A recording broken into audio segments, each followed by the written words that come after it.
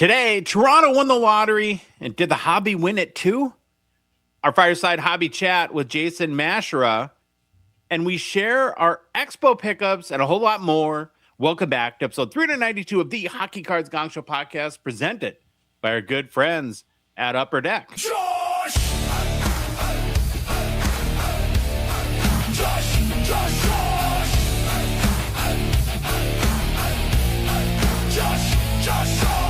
Loud collector, feel, loud collector, feel.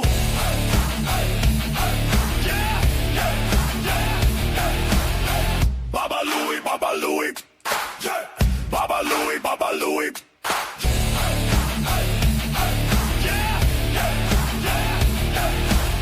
And California Dave. And California Dave. California Dave. Welcome to the Gong Show.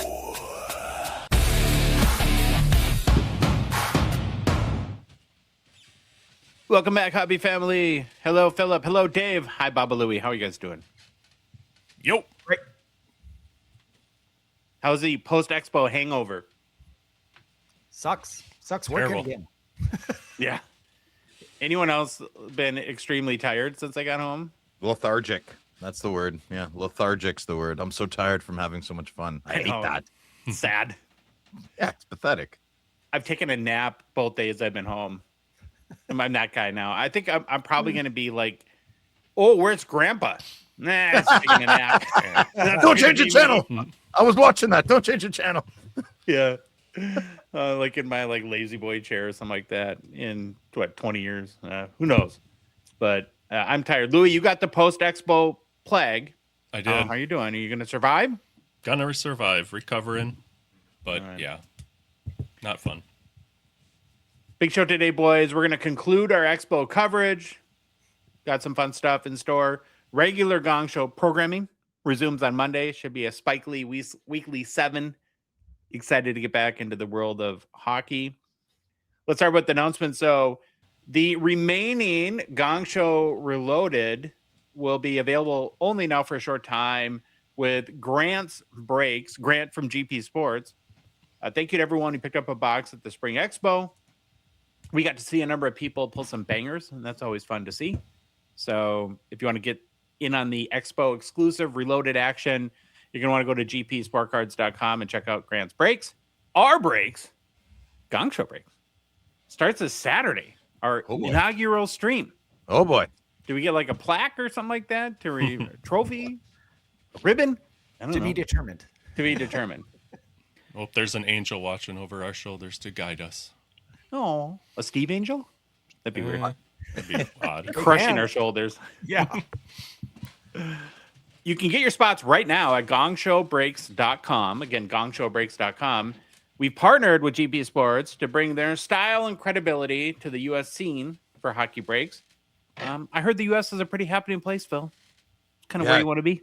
You got a few people there, eh? Yeah, a couple. We have 8 breaks planned for Saturday night. It starts at 7:30 Eastern time on the Gong Show YouTube channel. Whoa. 8? We're doing 8 on our first day? I guess. I don't know. Oh, my God. I know. It's very aggressive, huh? Very aggressive. I'm not going to troll then, so I apologize. Can I buy some? Oh, my God. Oh, Right. Well, yeah. Our fatal flaw in all these hobby businesses is including Dave in the mix, because we pretty much canceled out our best customer. What are well, listen, we behind the scenes, we've always been talking about what products. That makes me nervous, man. 8. Okay, well, good listeners, help us out here. Come on. Here's the thing. We're good at some things on Yeah. this show. Yeah. We're good at, I think we're good at the marketing and the promo piece. We're aspiring breakers. We are Padawan learners. And so we're leaning heavily on the expertise of Grant, who's been breaking since he's about 4 years old. Yep, And but so- no one's listen. We're gonna get a lot.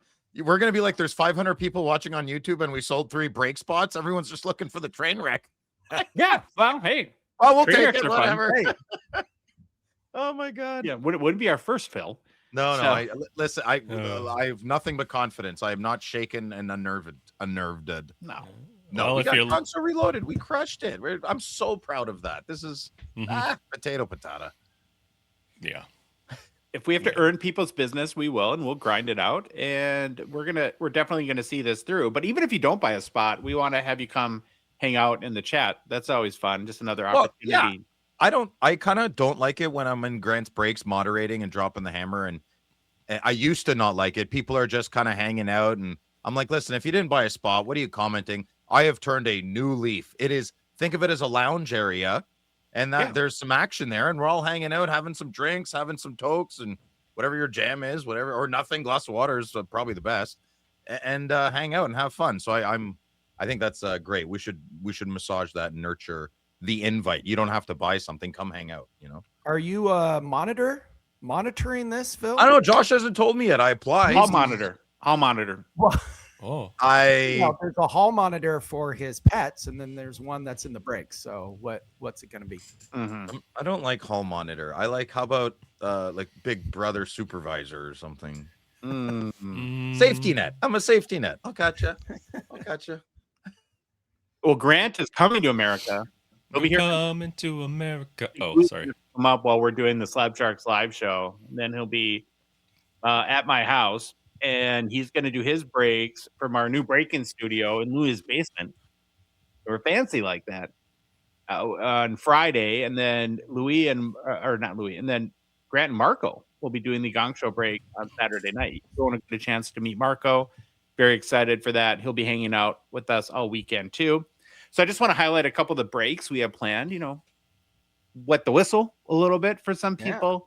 Let's see. So what I you got. picked out there's a 4-box half case of 2020 SP Legend Signature Edition. Can chase them all-time Future Watch, and then you can sell them to Dave. Yes. Yeah. If you Just everyone keep in mind, I'm not allowed to join the breaks, but I'm allowed to buy the cards. He's allowed to buy the card. So Instagram me when you hit the all-time Future Watch autos, because I need to finish my set. I think Instagram me. Oh boy. I think they say DM me, don't they? yeah. I don't know. Yeah. I'm 50, Phil. I don't I know. I'm on your side there, old man. I know. Log on to the pewter machine and go to the face page and send a correspondence to Dave. Print it out, put it in a bird, and send it my way. Then we have a couple of Quinnesota chases or Jack Hughes Golden Goal.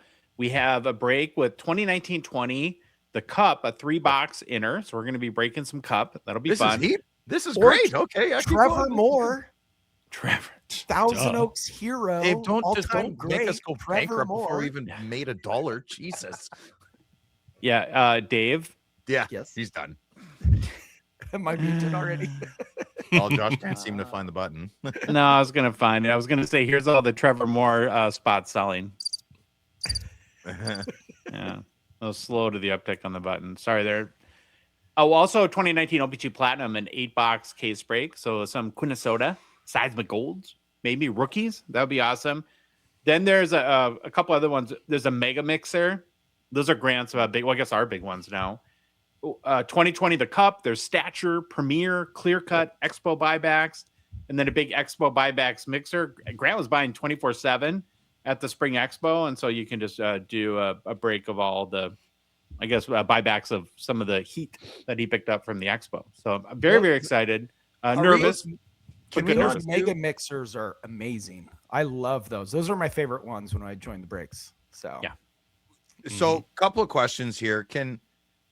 I can't believe we haven't even talked about this, or maybe we didn't. I don't remember. So, can Dave and I join Grant breaks in Canada? We probably shouldn't. Probably wouldn't at this point. Yeah. Can I join out of the box breaks? Sure. Yes. Mm-hmm. Yeah, that's okay. Okay. Yeah. I don't know. I split them up 50-50. Well, I guess it's just 100 for Dan and Jimmy.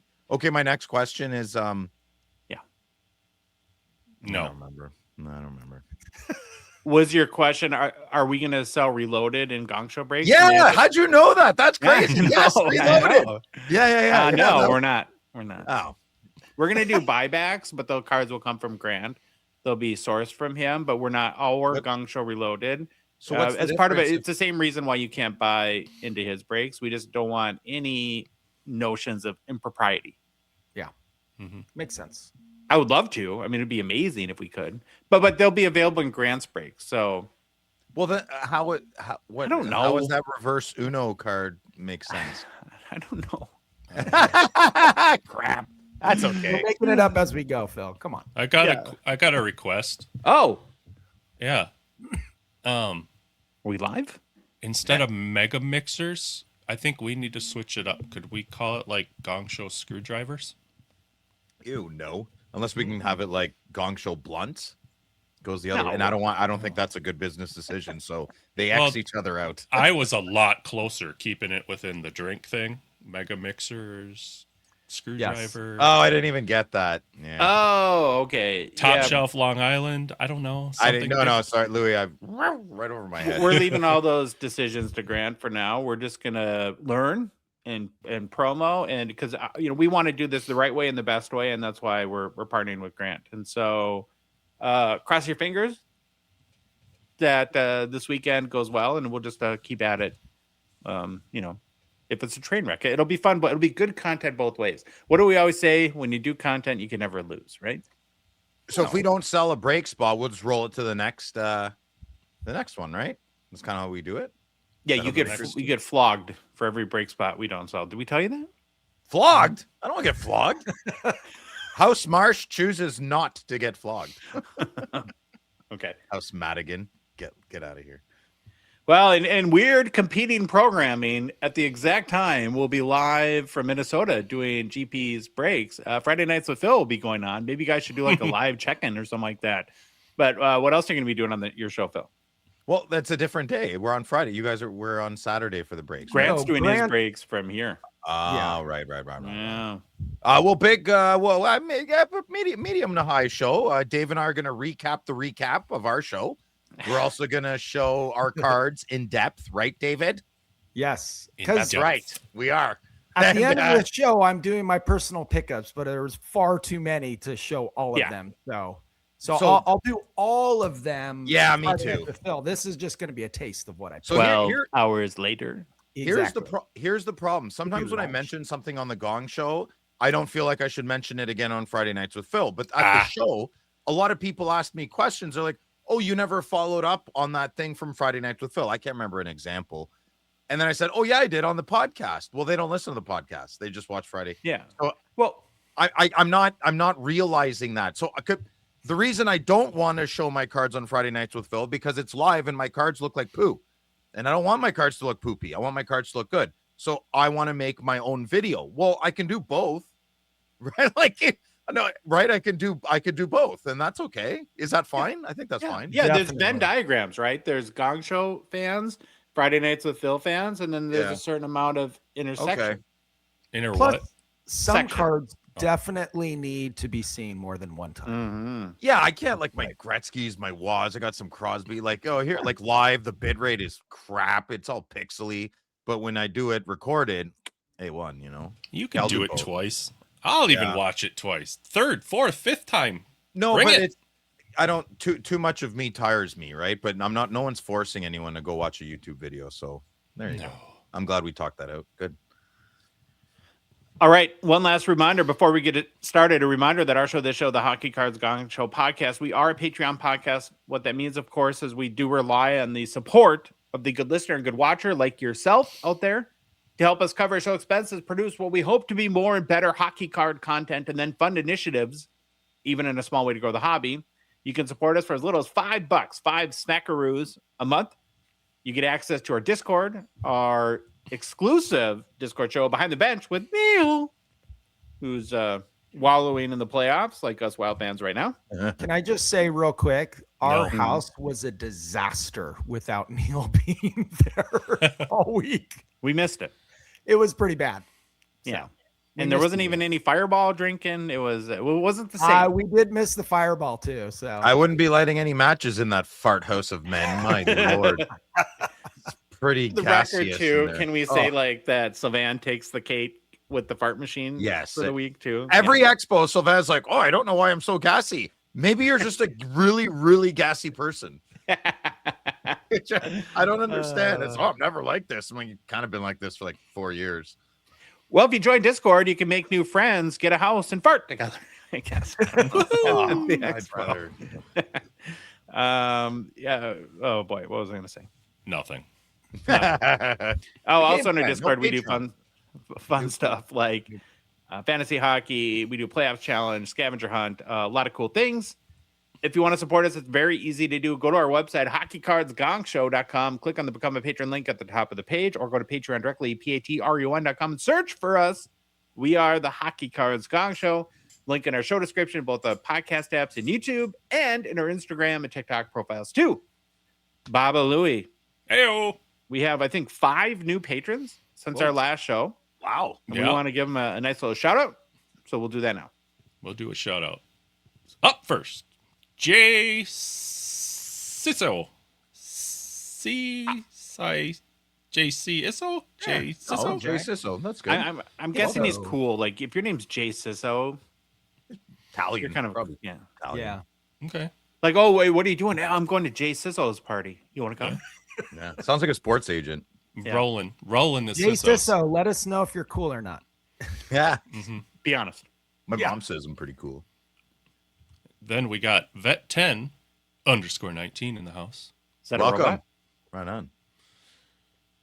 Then it's T. Hankinson, He's Oh. a European. Hockey player. Another European. another Yeah. Euro. Maybe, Yeah. maybe he's related to Danielson from Karate Kid. Yeah. Hankinson, teach me, Danielson. Then we got Wise Man's Card Barn. Oh, is that a hockey thing or a Bible thing? Yes. Maybe both. Ooh, maybe both. Yeah, that probably makes sense. That's good. Wise Man's Card Barn. Yeah, that's good. And then last but not least, just the order they were received was, is that right? 2.22 sports cards. 2.22 2.22. sports watts. Or February 22nd. Get out of here. Maybe. Maybe. Never know. All right. Thank you all for your support of our show. We really appreciate you. If you haven't gotten into Discord yet, message us and we will help make that happen. Baba Louie, what's the game plan?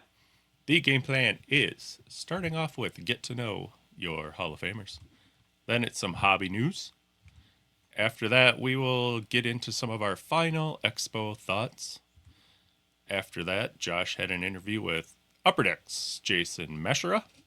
And, well, Josh was interview happy. He did another one with former NHLer Chris Neil. Yep. Yep. And then we will touch on some of our Expo pickups. A taste, as A they say. taste. A nibble. A nibble. Well, for you guys. Yeah. But I'm showing them all. Except one that'll come later. Oh, 2 that I forgot that I can't find. Oh no, you can't find it. Well, it's in the house. I didn't lose it. It's in the house. It's in the It's kitchen. on a flat No, surface. I somewhere. legit looked hard today. I'm like, I don't know where this card is. Is it graded? Is it a slab or not? It's in a top loader, right? My What? card? Yeah, your Crosby. Is it? It's a is it PSA in 10. It's the most expensive card I Oh, ever okay, bought. And now right. I'm having a panic attack. No, So no, thank you're you. fine. Dude, cards just don't get up and walk out of the house. It's in here. The It's here most somewhere. expensive Did card you- I've ever bought in my life. Did you find the stamp card that I gave you to give to Sylvan? The Bobby Orr stamp. I don't even know what that card looks like. It's in a great. It's also in a graded. Okay, well, first of all, these are 2 different situations. The Josh thing, I feel bad. You and Sylvain are donkeys. I have no idea what you guys are talking about. You've both been in my home. I broke bread with you. I gave you shelter. I provided needs, protected you, and both of you are staring at me about this stamp card. Come over and find it yourself. Now back to Josh. Josh, I'm sorry. I will find it. I will look much Thank you. harder tomorrow. And Do you think Dave tried to move on very quickly from the biggest card purchase I've ever made? What if your Robitaille shield was in the black hole of Phil's house right now? Do you think we would want to just move on from that right I'll away? tell you this: if I bought that shield card and I needed it shipped somewhere for safekeeping, it wouldn't have gone to Phil's house. screw you, greeting. What are you talking about? I'm a vault. Oh, okay, well, that's what. Yeah, well, as long it's in the house. I don't know why this is an issue. It's here. It's You in. told me it was right by your computer in Toronto. Now I'm I now thought I'm it was. nervous. It's okay. It's okay. Yeah. Oh, the border. Hobbies mystery. Yeah, Yeah, sorry, it's, my it's cheeks are not a hurting. mystery. Not a laughing. mystery.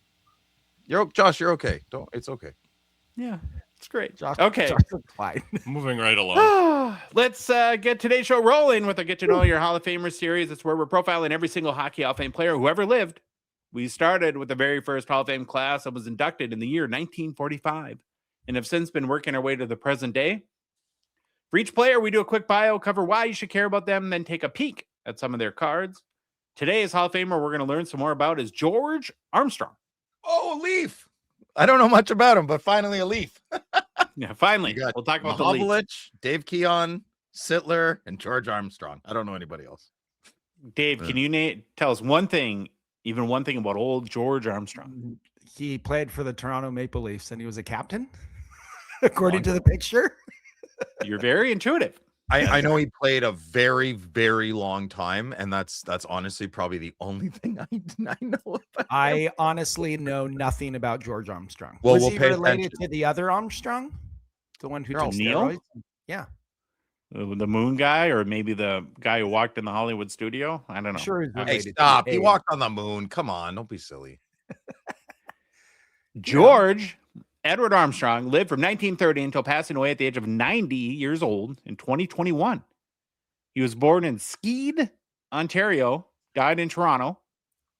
George was a right shot, right wing, played hockey at 6'2", 185 pounds, and in a professional career that lasted, as Phil mentioned, from 1949 until 1971, he bled blue.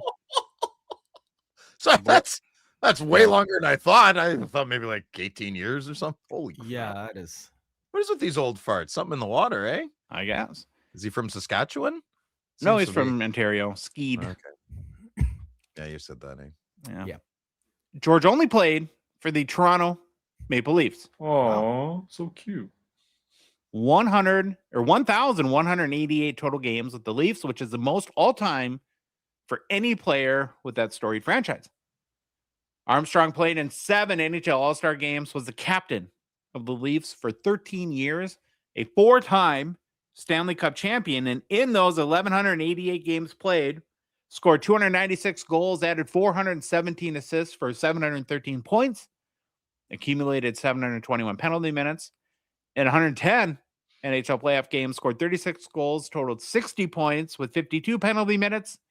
And after his playing career ended, he spent time as a coach and scout.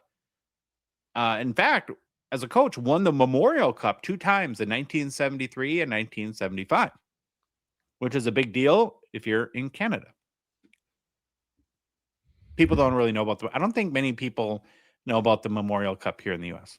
No, why would you? It's our junior tournament, not yours. Yeah, fair.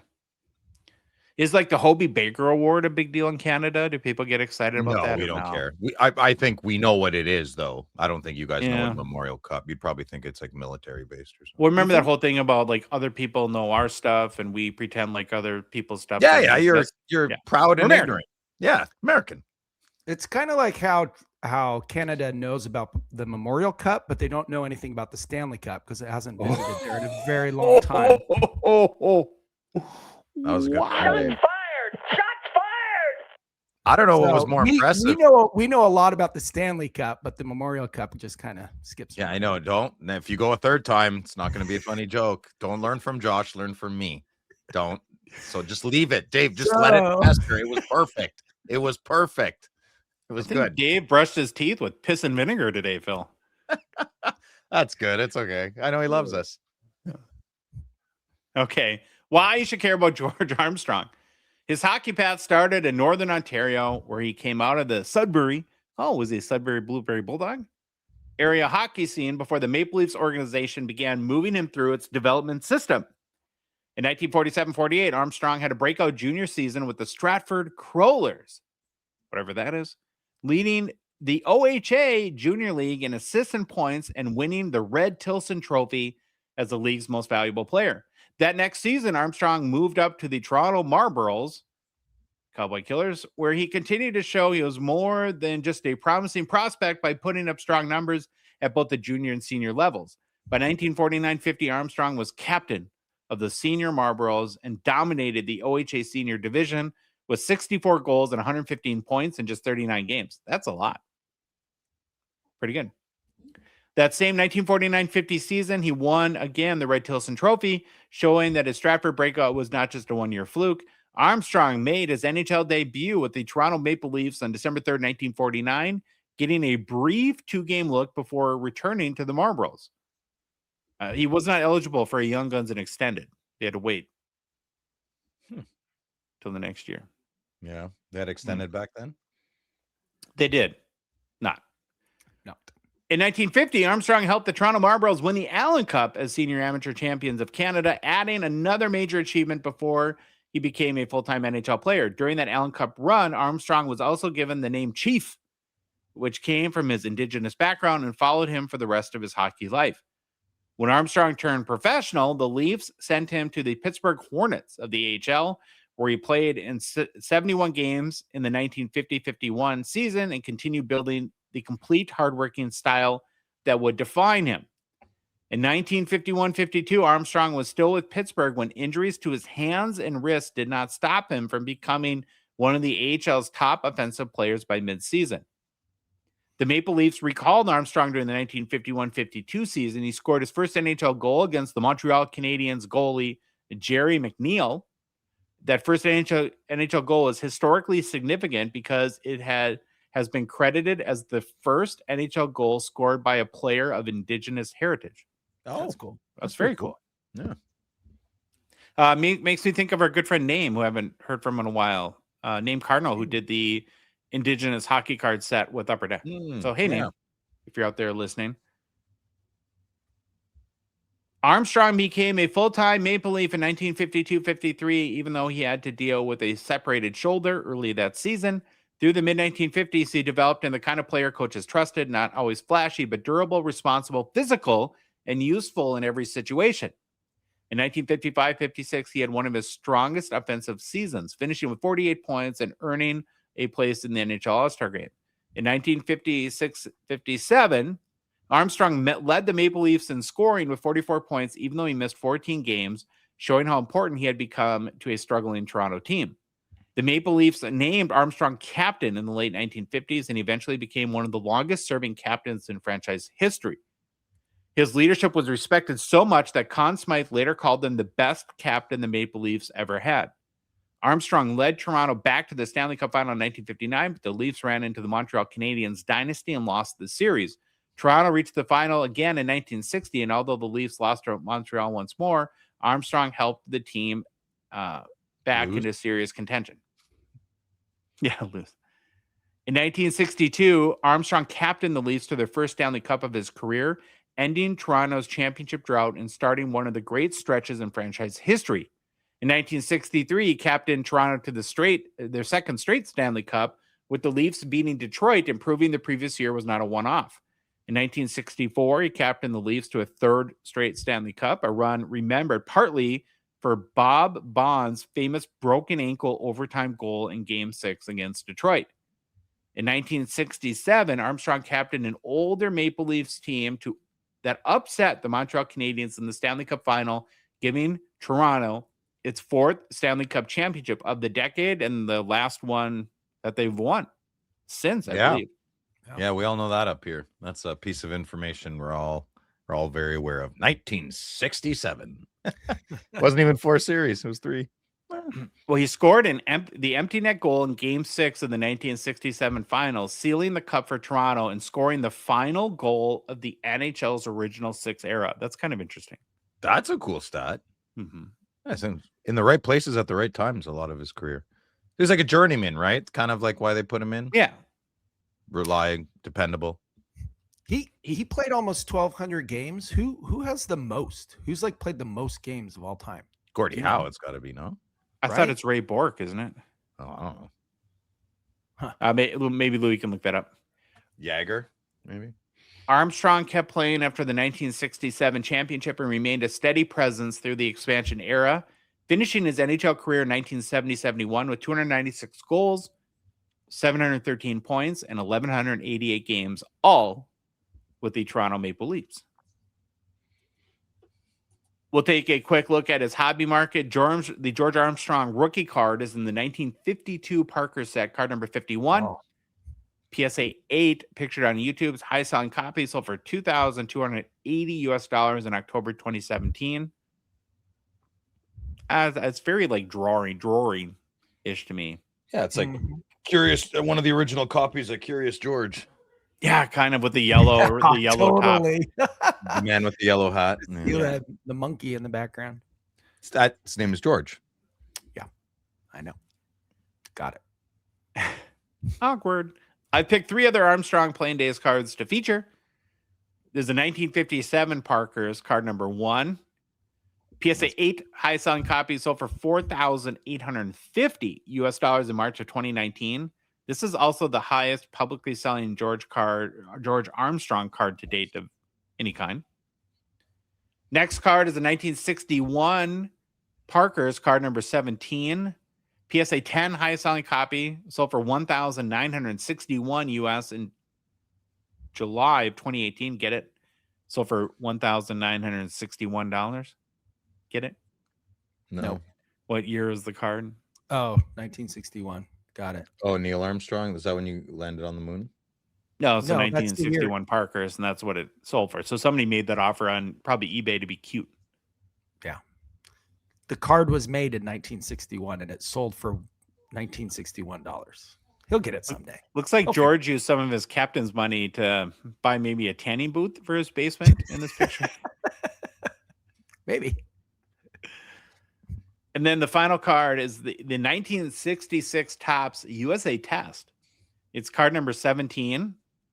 So the copy we're looking at on YouTube is a PSA 10, which is the highest selling copy. So for $3,859 in November 2023, what makes this exact card, I think, pretty unique, it's one of only 6 cards ever graded from the 1966 Topps USA Test set to receive the PSA 10 grade out of about 3,800 cards total graded. Wow. So if you're a set registry person, probably pay a lot for this one. Landed on the moon and did in 1966. I don't know when the moon landing was. I'm trying to egg you guys on. You guys don't know? Oh, that's okay. No. 69, baby. Okay. Now you won't forget. Thank you. Yeah. Summer You're 69. All right, Yeah. Louis, you got some. What was the Yep. question we asked earlier? I forget. Most Most games. games. Patrick Marlowe. yeah. 1,779. It was recorded on April 19th, 2021. No 1,799? 79. Oh, 79. Okay. Yeah. Who's number 2? Yeah. Who's Gordie top 5? Howe, Gordie Howe. Gordie Howe. That makes Mark sense. Messier, Jaromir Jagr, Yzerman, Lindstrom. Detroit, eh? Yeah, they play their players a lot. They drive them to the ground. Yeah. Well, that, boys, is your hockey Hall of Famer, George Armstrong. Good job, Josh. That was Yeah. good. Okay. Slab Sharks, a Gong Show partner sponsor, thankful for their support of our show. We have some big Slab Sharks news today, boys. Ooh. Very excited for this one. For the past few months now, we have been working with the Slab Sharks team on some enhanced submission processing improvements, which is a lot of big words that add up to your cards getting to the auctions quicker. Oh, I got to come back on. Oh, my God. Did he just snort? He snorted. Yeah. Okay. That was Phil, everyone. Listening. What we've done, Phil, is Happens we've sometimes. used multiple synergies and holistically created Oh, an environment. I don't know. Western medicine. I don't holistic energies. Just stop listening to your all right. So Slab Sharks. We are now getting US submissions into the auctions much quicker. As long as we receive your package starting now, by Monday, either to our PO box or via UPS or FedEx, we'll now be able to get your cards into the next week's auction. So that Thursday. So Oh, cool. excited! Oh, yeah. That's huge. Yeah. That's big, man. That's big. Yeah. So again, cards get here by Monday. They're live on Thursday. Super cool. Huge win for us Americans. America for the win. Yay. So I think that's one of the pain points that people have felt early on. And we have identified that. And like I said, I've been working on a solution. Also, I'm going to tease something coming very soon. Slapsharks is working on US dollar payouts, USD payouts for all American consigners. It'll be done by ACH, So it'll go right in your bank account, which is awesome. Yeah, Big that's stuff. coming soon. Couple weeks, I think. So With all these little things we're doing, nothing is extravagant, right? It's all very small margin. But if you accumulate it, Gong Show Studios will happen soon. Then we can make super silly videos about my cards. Dave can make his own videos about his cards. yeah, can Dave help can me, Phil. Dave can do 20-hour live streams going through all his favorite cards. Yeah, no problem. Well, that's We'll help because you. all your cards are at your house and you've lost everybody else's, so we can't make videos of our cards. It's just one card I lost, and I didn't lose it. Is misplacing losing? No, it's just My misplacing. biggest card ever. Oh well, then you should. I'll find it for you, Josh. I'm sorry. I don't mean to give you. I believe in you. I'm not going to get worried yet. I'm wait, hold on. I'm worried, but I'm not going to completely freak out yet. I'll give It's it. not a pop one, right? No. I think so. Oh, so it's not like, well, worst case scenario, I'll just buy him another one. It's not one of those, eh? Oh, I would never make you do that. Well, you would know the difference. Same goldfish, Josh. What do you know? Okay. Yeah. Back to Slab Sharks. Oh, have you guys seen this week's auction? Cray. Yeah, there's some goodies, eh? There is a celebrating gold RPA out of 24. This one. Yeah, not for me. Not for you, huh? Oh, that swirl. There after some of the ones we've seen. Come on, what is the matter with you? That looks arts and crafts time. It's very nice, but not even remotely close to the regular ones. What's the Goodness. bid at? Wasn't it like 80K already? 88,300 Canadian as of right now on Wednesday. What do I know? This card might hit $100,000 Canadian. The bend doesn't bother you? That's not a strong corner. That's a weak noodle corner. That It's looks like like a a wet nose. noodle. Yeah. Like a nose. Yeah, it does. The string part drives me crazy.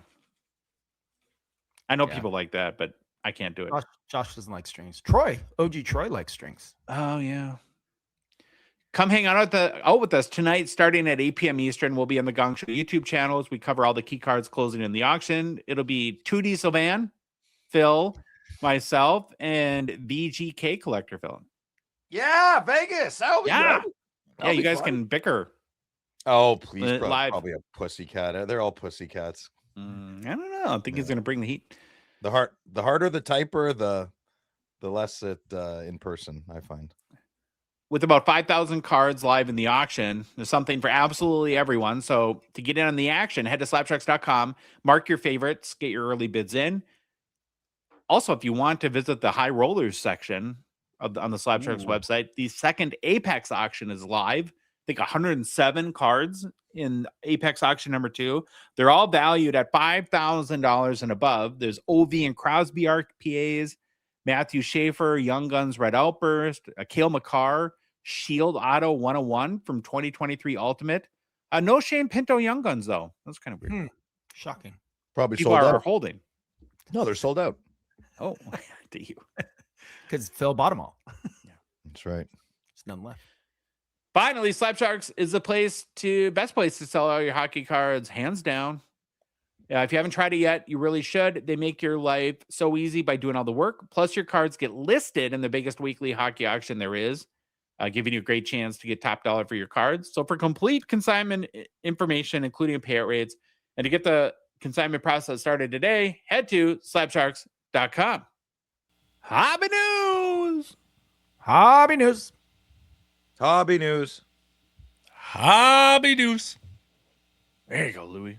Well, I wasn't actually going to do hobby news today as we're doing our post-Expo scramble back to the Gong Show. But then the NHL Draft lottery happened.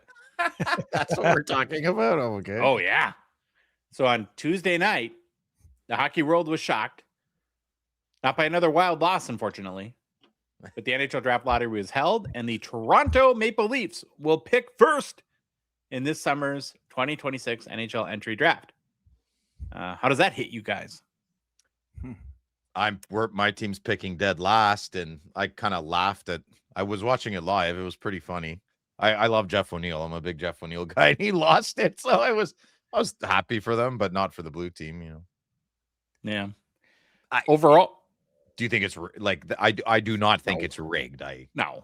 No, that's there's not too a much. legitimate argument. There's too much for them to lose if Yeah, that it's ever not- came it's- out. It's not worth it. So, It's worth 15 It's seconds not- to address. but Let I others- understand how people want to go that way because it's Well, it's easy. you do. It is. What's your shoulder tattoo, Phil? Never Where? see that one. Other Other shoulder, one. with your other Oh, arm. it's seagulls. Oh, flock of Oh. seagulls. Are What's you the a significance of Halloween? that? Well, I had an Do you adventurous. want to hang out on camera? I had an adventurous youth, and there were skulls and roses around, and I was not of age. So the gentleman said, "Listen, kid, I'm not putting the skull and roses. I don't need your parents to come here, but I'll do the black stuff." And it was supposed to be a lot bigger, and I was a lot smaller at 16. So this was actually covered my whole shoulder at 16. Just I got old and fat, so it looks small now. But it was big at one point. You got a tattoo at 16? Yeah. I got yeah. Is that your first one? No, that wasn't my first one. I got a Canada flag on my other arm that I'm not showing you. When he was 12. Yeah. How old were you? Same summer. Oh, okay. Yeah, it was difference of a couple months. I think you have to be 18 in the US. Is that how old do you have to be in Canada to get a tattoo? I don't know. I found this out while I was there. So I believe you can be 16 with parental permission, Oh. but then you can be 18 and make your own decision on your own. But I with- had a lot of catching up to do. I wasn't allowed to watch cartoons 6 years before that, so yeah, I had to catch up. I think here in the States, isn't it 18? Like you can't even with parental permission. You could, I don't- boys, you can do anything you want at any age. Yeah. You just the imaginary lines don't stop people from doing things. I get it. This is the part of the movie, Phil, where we tell you only half of your face is on camera. Oh, what? Oh, crap. Sorry. That's how we noticed your tattoo. We're staring at your. It was just your shoulder that was in the screen. Oh, there we go. Hey, Phil. Good to see you. Oh, no. Well, you smudged it, so you got to do the Billy and wipe your screen now. Yeah, I don't know what happened there. That's okay. Maybe we should A move potato. Okay.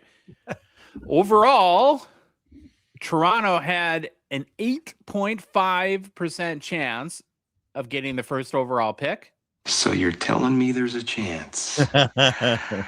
Yeah! Which will give them the right to select anyone they want in the draft, and presumptively Gavin McKenna. Now, the best part of this draft lottery for me was our Gongshow group chat. People kind of lost their minds. It was very, very funny for a few minutes there. Neil thinks it's rigged. Really? Why? Yes. He did in the chat. I mean, collusion. What was your initial reaction, Dave? Like, what's the first thing that crossed your mind when you saw Toronto won the draft lottery? My initial reaction was, well, maybe this will get Matthews to stay, because I've often thought there's not a lot of sunshine and rainbows for him in the future there in Montreal or in Toronto. And I was kind of licking my chops, hoping, it's sunny here in California. He grew up in Arizona. We got cap space. We got some player, like no media pressure. I'm like, all the stars are aligning. Maybe there's a good chance we can scoop him up.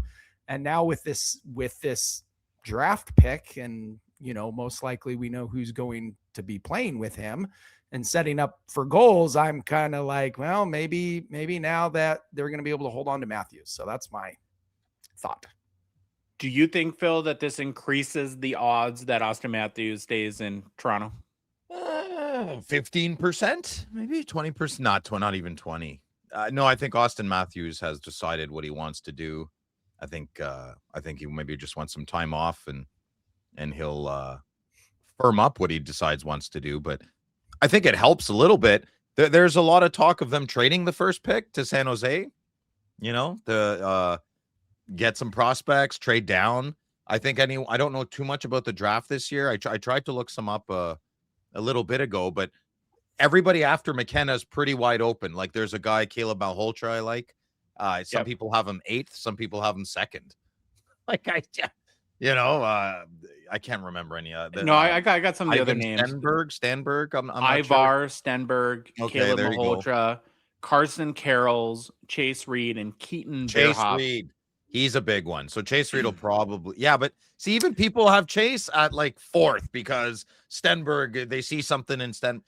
The point doesn't matter, but the point is it's uncertain who number 2 is. So to trade that first pick, you're kind of just, I think that might be the best thing. I mean, what do you want to do? You want to show Austin you're committed to build a team around him again. So I don't know the best way to do that, but I think the Leafs new GM, John Chayka, Chayna, sorry, or China. I can't pronounce his name properly. Did you guys watch that press conference? Yeah, of course. That was wild. Yeah, that was that Toronto Sun reporter who goes up. He's like, Dave. So welcome to the crew of the Gong Show. I did some digging around the hockey hobby, and people are calling it a ridiculous sham and hypocrisy, and it's total crap. And we can't believe that they would possibly have you on your show. How do you feel about that? Yeah. Well, listen, John, I don't know if it's Chayka or Chayka. I never know how to say it. He has a lot of baggage, man. Don't you remember Phoenix? He was the youngest coach ever, the youngest GM ever. But I remember, I thought he was pretty cool, like our version of Billy Bean, because Phoenix made the playoffs with his analytical Rain Man stuff. But I saw him on the TSN podcast or the radio show, and he admitted that he was young, he was dating. His priorities were different. He's married now. He has kids.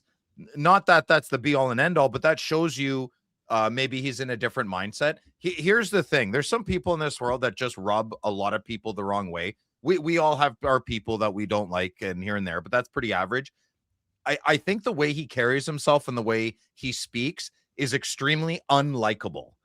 And that's a bit of the problem here with the GM. They're hand in hand to me. I'm sorry, this first pick and the GM all happening within 2 days. They're hand in hand. Because like I live in Ottawa, so this is the biggest story, you know. It's talking about it's more to like Keith Pelly. I think that's who a lot of the CEO of Mr. whatever Corporate. holding company owns the Maple Leafs. That seems like Pete really rubs people the wrong way, and the media kind of has a field day with him. It's not going in the direction that the fans want it to, and I get that. Is it ever? I'm having a great time watching. I do want to say this though. Hasn't since 67. John Chayka, he's like kind of who was my old coach? Bouchard, who was the Tampa Bay coach? Guy Bouchard, yeah. Guy Boucher. So he's kind of like a refined version of Guy Boucher with the analytics. If it works, like guys like this, people make fun of, and not. I know he left Phoenix in a bad way. I'm sure Rick Tocchet has a lot to say the whole bit. But if it works and it sticks, I'd be scared because then he's on to something. So I like new leading trailblazers kind of.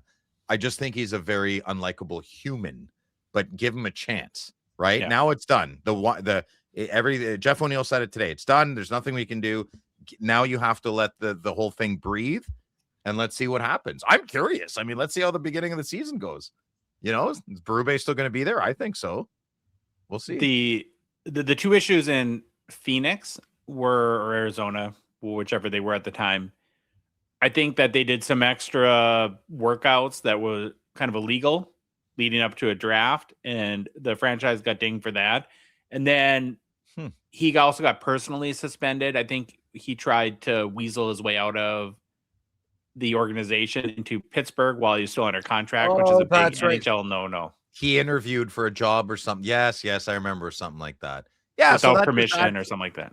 That adds to the unlikableness, right? I mean, when you have a punchable face and you're doing things that, you know, it's not. What a gift, though! You get named the GM of a franchise, and then 2 days later, you win the NHL Draft lottery. And Matt Sundin is the one who picks it too. I mean, I don't even know what his role is. Like, what's his official title? Nobody knows. I think it's just we put the hockey guy with the nerd and let's see what happens, you know? Yeah, maybe. Yeah. Well, okay. So going back to the whole rigged thing, Toronto did have the 5th best odds of getting the number 1 pick. So No, I don't think it's that big of a stretch. It's not No. big. They have picked number 1 overall twice in franchise history. Can you either of you guys name either one of those 2 players or both? Yeah. Can Dave? Definitely not. Yeah, Wendell you did. Clark. Yes, you can. I just said one of them. Think really No, I didn't. hard Actually. and No, I obvious, didn't. Dave. Sorry. Hold on. Maybe I can. Okay, I got it. I almost said the wrong one, but it was Quebec. Okay. Oh, Yeah, Austin I'm almost Matthews. positive I got it. Yep, that's one of them. And the And other one scored is 4 goals in his first game against the Ottawa Senators. I Yeah, remember we that know. game. How We could we won forget? that game. We won that game. It doesn't matter. We won. Yeah, the other one's pretty famous too. His rookie year or his draft year was in 1985. And he's a fighter. He's a goal scorer. He's not very big, but he's a bulldog. Arr, he's From ferocious. Saskatoon. Yeah. Tiger Williams. No, he's not. No. But his last Tiger name, Williams played in the 60s. He wasn't drafted in 1985. it rhymes with With Lark. Schmendel Lark. Schmendel Lark. What? What? Wendell Clark. Oh no, I said Wendell Clark. Oh, You said Austin Matthews, didn't you? No, I said Wendell Clark first. nobody listens to you. I didn't hear you. Definitely not. Yeah, Wendell you did. Clark. Yes. Okay. No, Louis, can you make sure to edit out if he did say Wendell Clark so Josh and I don't look foolish? I was this close to saying Matt Sundin with only one of his most famous hockey cards ever in a Quebec Nordique jersey on his draft day. Oh, Phil, what are you doing? Okay, Phil, would the most Toronto thing ever to happen would be for the Leafs not to take Gavin McKenna with the number 1 pick and like throw some curveball, take some that would be crazy. some Slovakian defenseman that would- nobody's ever heard of? That would be the most Maple Leafs ever. You're I saying feel he like is a that- Billy Bean guy? That would be a very Billy Bean thing Oh, to yeah. do. Well, we crunched the numbers and we think, ChatGPT says. yeah, ChatGPT says. I would assume there'd be a mutiny if that happened, right? Yeah, dude. Yeah. Yeah, I'll be getting my popcorn extra buttery that weekend. Mm-hmm. Okay. This is kind of I know you don't love the Leafs, but putting your hobby hat on, do you have to change hats or can you still wear that one? No, I got my new Stetson here. I Yeah, like it. looks nice. Thank you.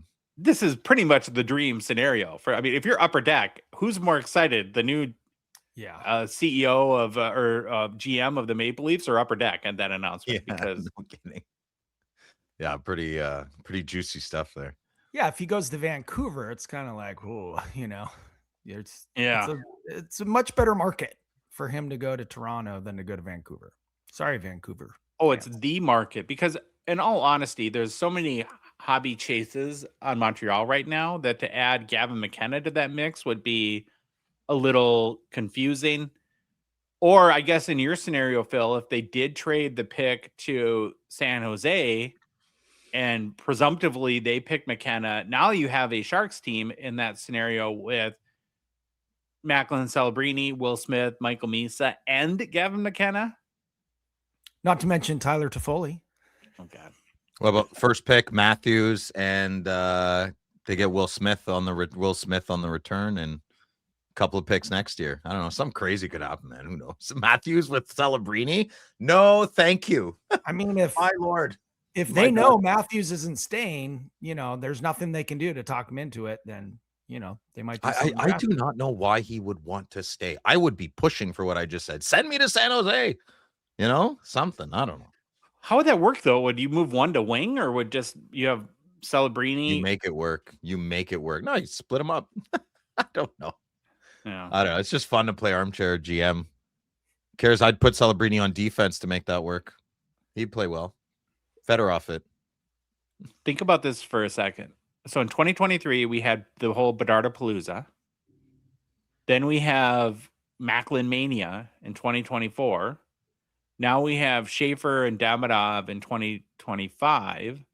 And we're going to have Gavin McKenna on the Maple Leafs next year.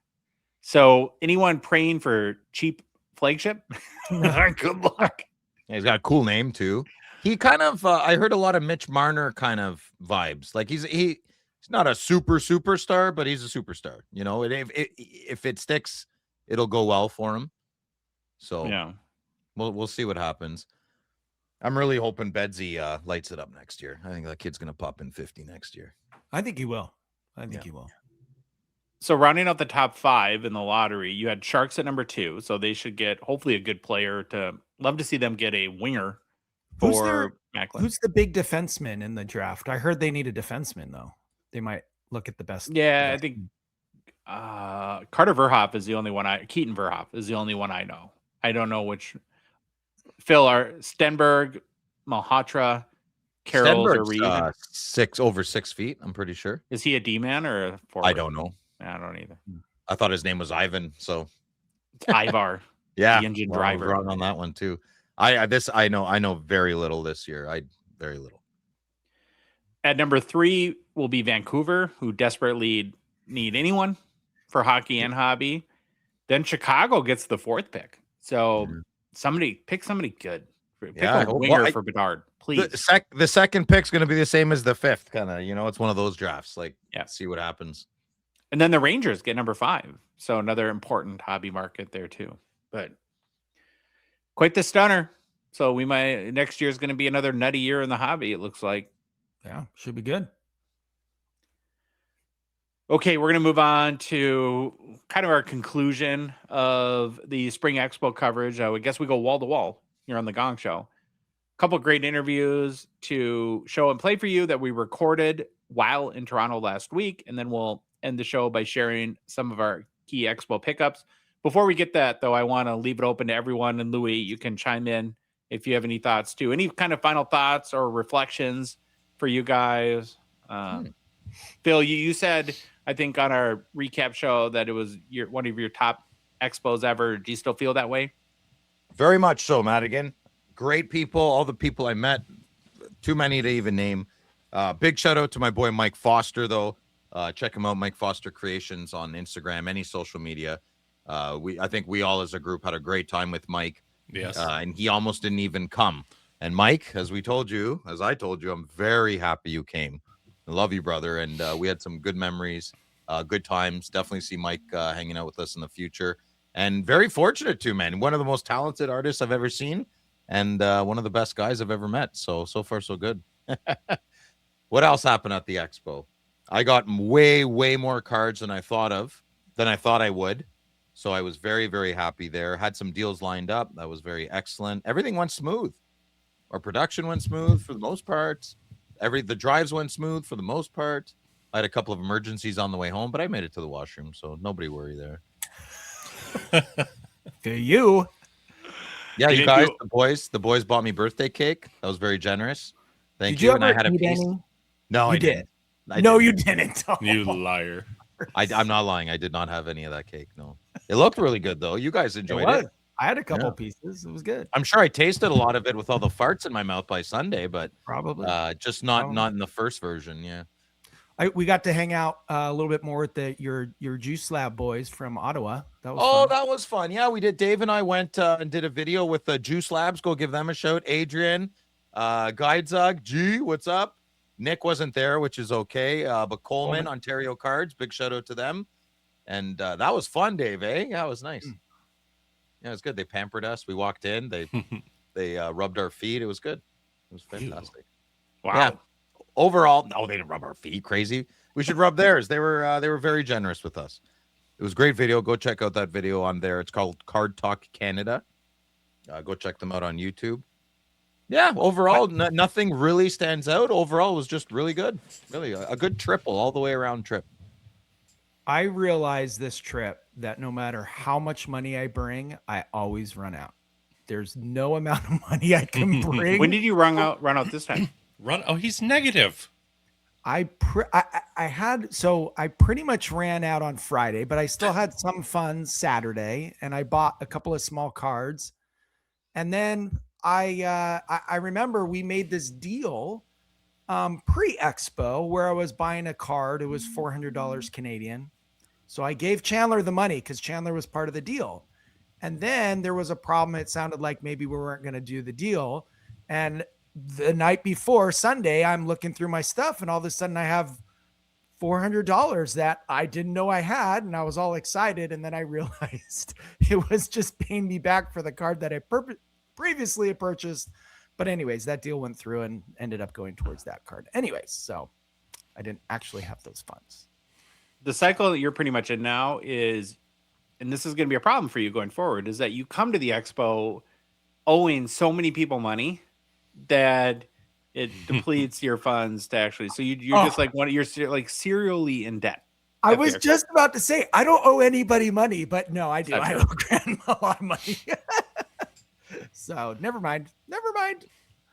Yeah. Louis and I had a pretty, again, uneventful drive home, very long. I think we left at 8 a.m. our time or 9 o'clock Eastern and got home, Louis, 1:30, 2 in the morning? I think we were at your house at 1:15, yeah. Then I was home about 1:30 after unpacking you, yeah. Yeah. So that's a long drive. Not the fun part, but I don't know. The only other story that I thought of, which came to mind, Dave, when you sent out the APB in our group chat, was about Phil and his glasses and Phil's conversations with himself or his glasses, which was pretty epic. And you were asked if anyone had video footage. I don't think we do. Because it didn't happen. It did. It did happen. You were so lost in conversation with your glasses that you didn't notice we had like popcorn and we were laughing, and that could have gone on for 6 hours and I would have been happy as can be. So Phil, you got the Ray-Ban Meta kind of all fangled new tech glasses. Yeah. And you were trying them out, right? Yeah. And part of these glasses is there's an AI kind of assistant like Siri or something like that. Yeah. And is it a woman's voice or a man's voice? So I think you can change it, but I just charged them up and I brought them on the trip. So I was kind of learning as we were going. It's a woman. You say, "Hey, Meta." It's kind of slow. They're so close. I mean, I'm not going to use them anymore, but Best part, Dave. I don't know what the funny part is. I don't even know what you guys are He talking about. He was in a full argument with himself. When he said, "Hey, Meta, when I talk to you, can you answer me, please?" I didn't say that. Yes, you did. Well, maybe I meant it. I mean, I was frustrated, I guess. I don't. There was a Where lot were of we good at the house? one-liners that I wish we had. We're Yeah. We were at the house. We were sitting in the dining room table. I think we had just got there. Maybe. No, it was in the morning. The next day morning. Oh. Yeah. Okay. I don't remember. I remember setting up my glasses. I don't remember you guys laughing though. Oh, Maybe I was like zoned out in the glasses. You were concentrating on Meta, not doing the operation. Yeah, I don't even remember you guys there. Well, yeah, you were getting mad because she was listening to us and not you. Oh, I do remember. Yes, I yelled for you guys to shut up. Yeah. It's gonna work for Meta for the technology if nobody else can talk because you were. How loud do you guys think you were being if you were over talking me? I think maybe that was a warranted shut up. Oh, I see. I think at that time you were so frustrated that you were in your calm but direct voice, Meta.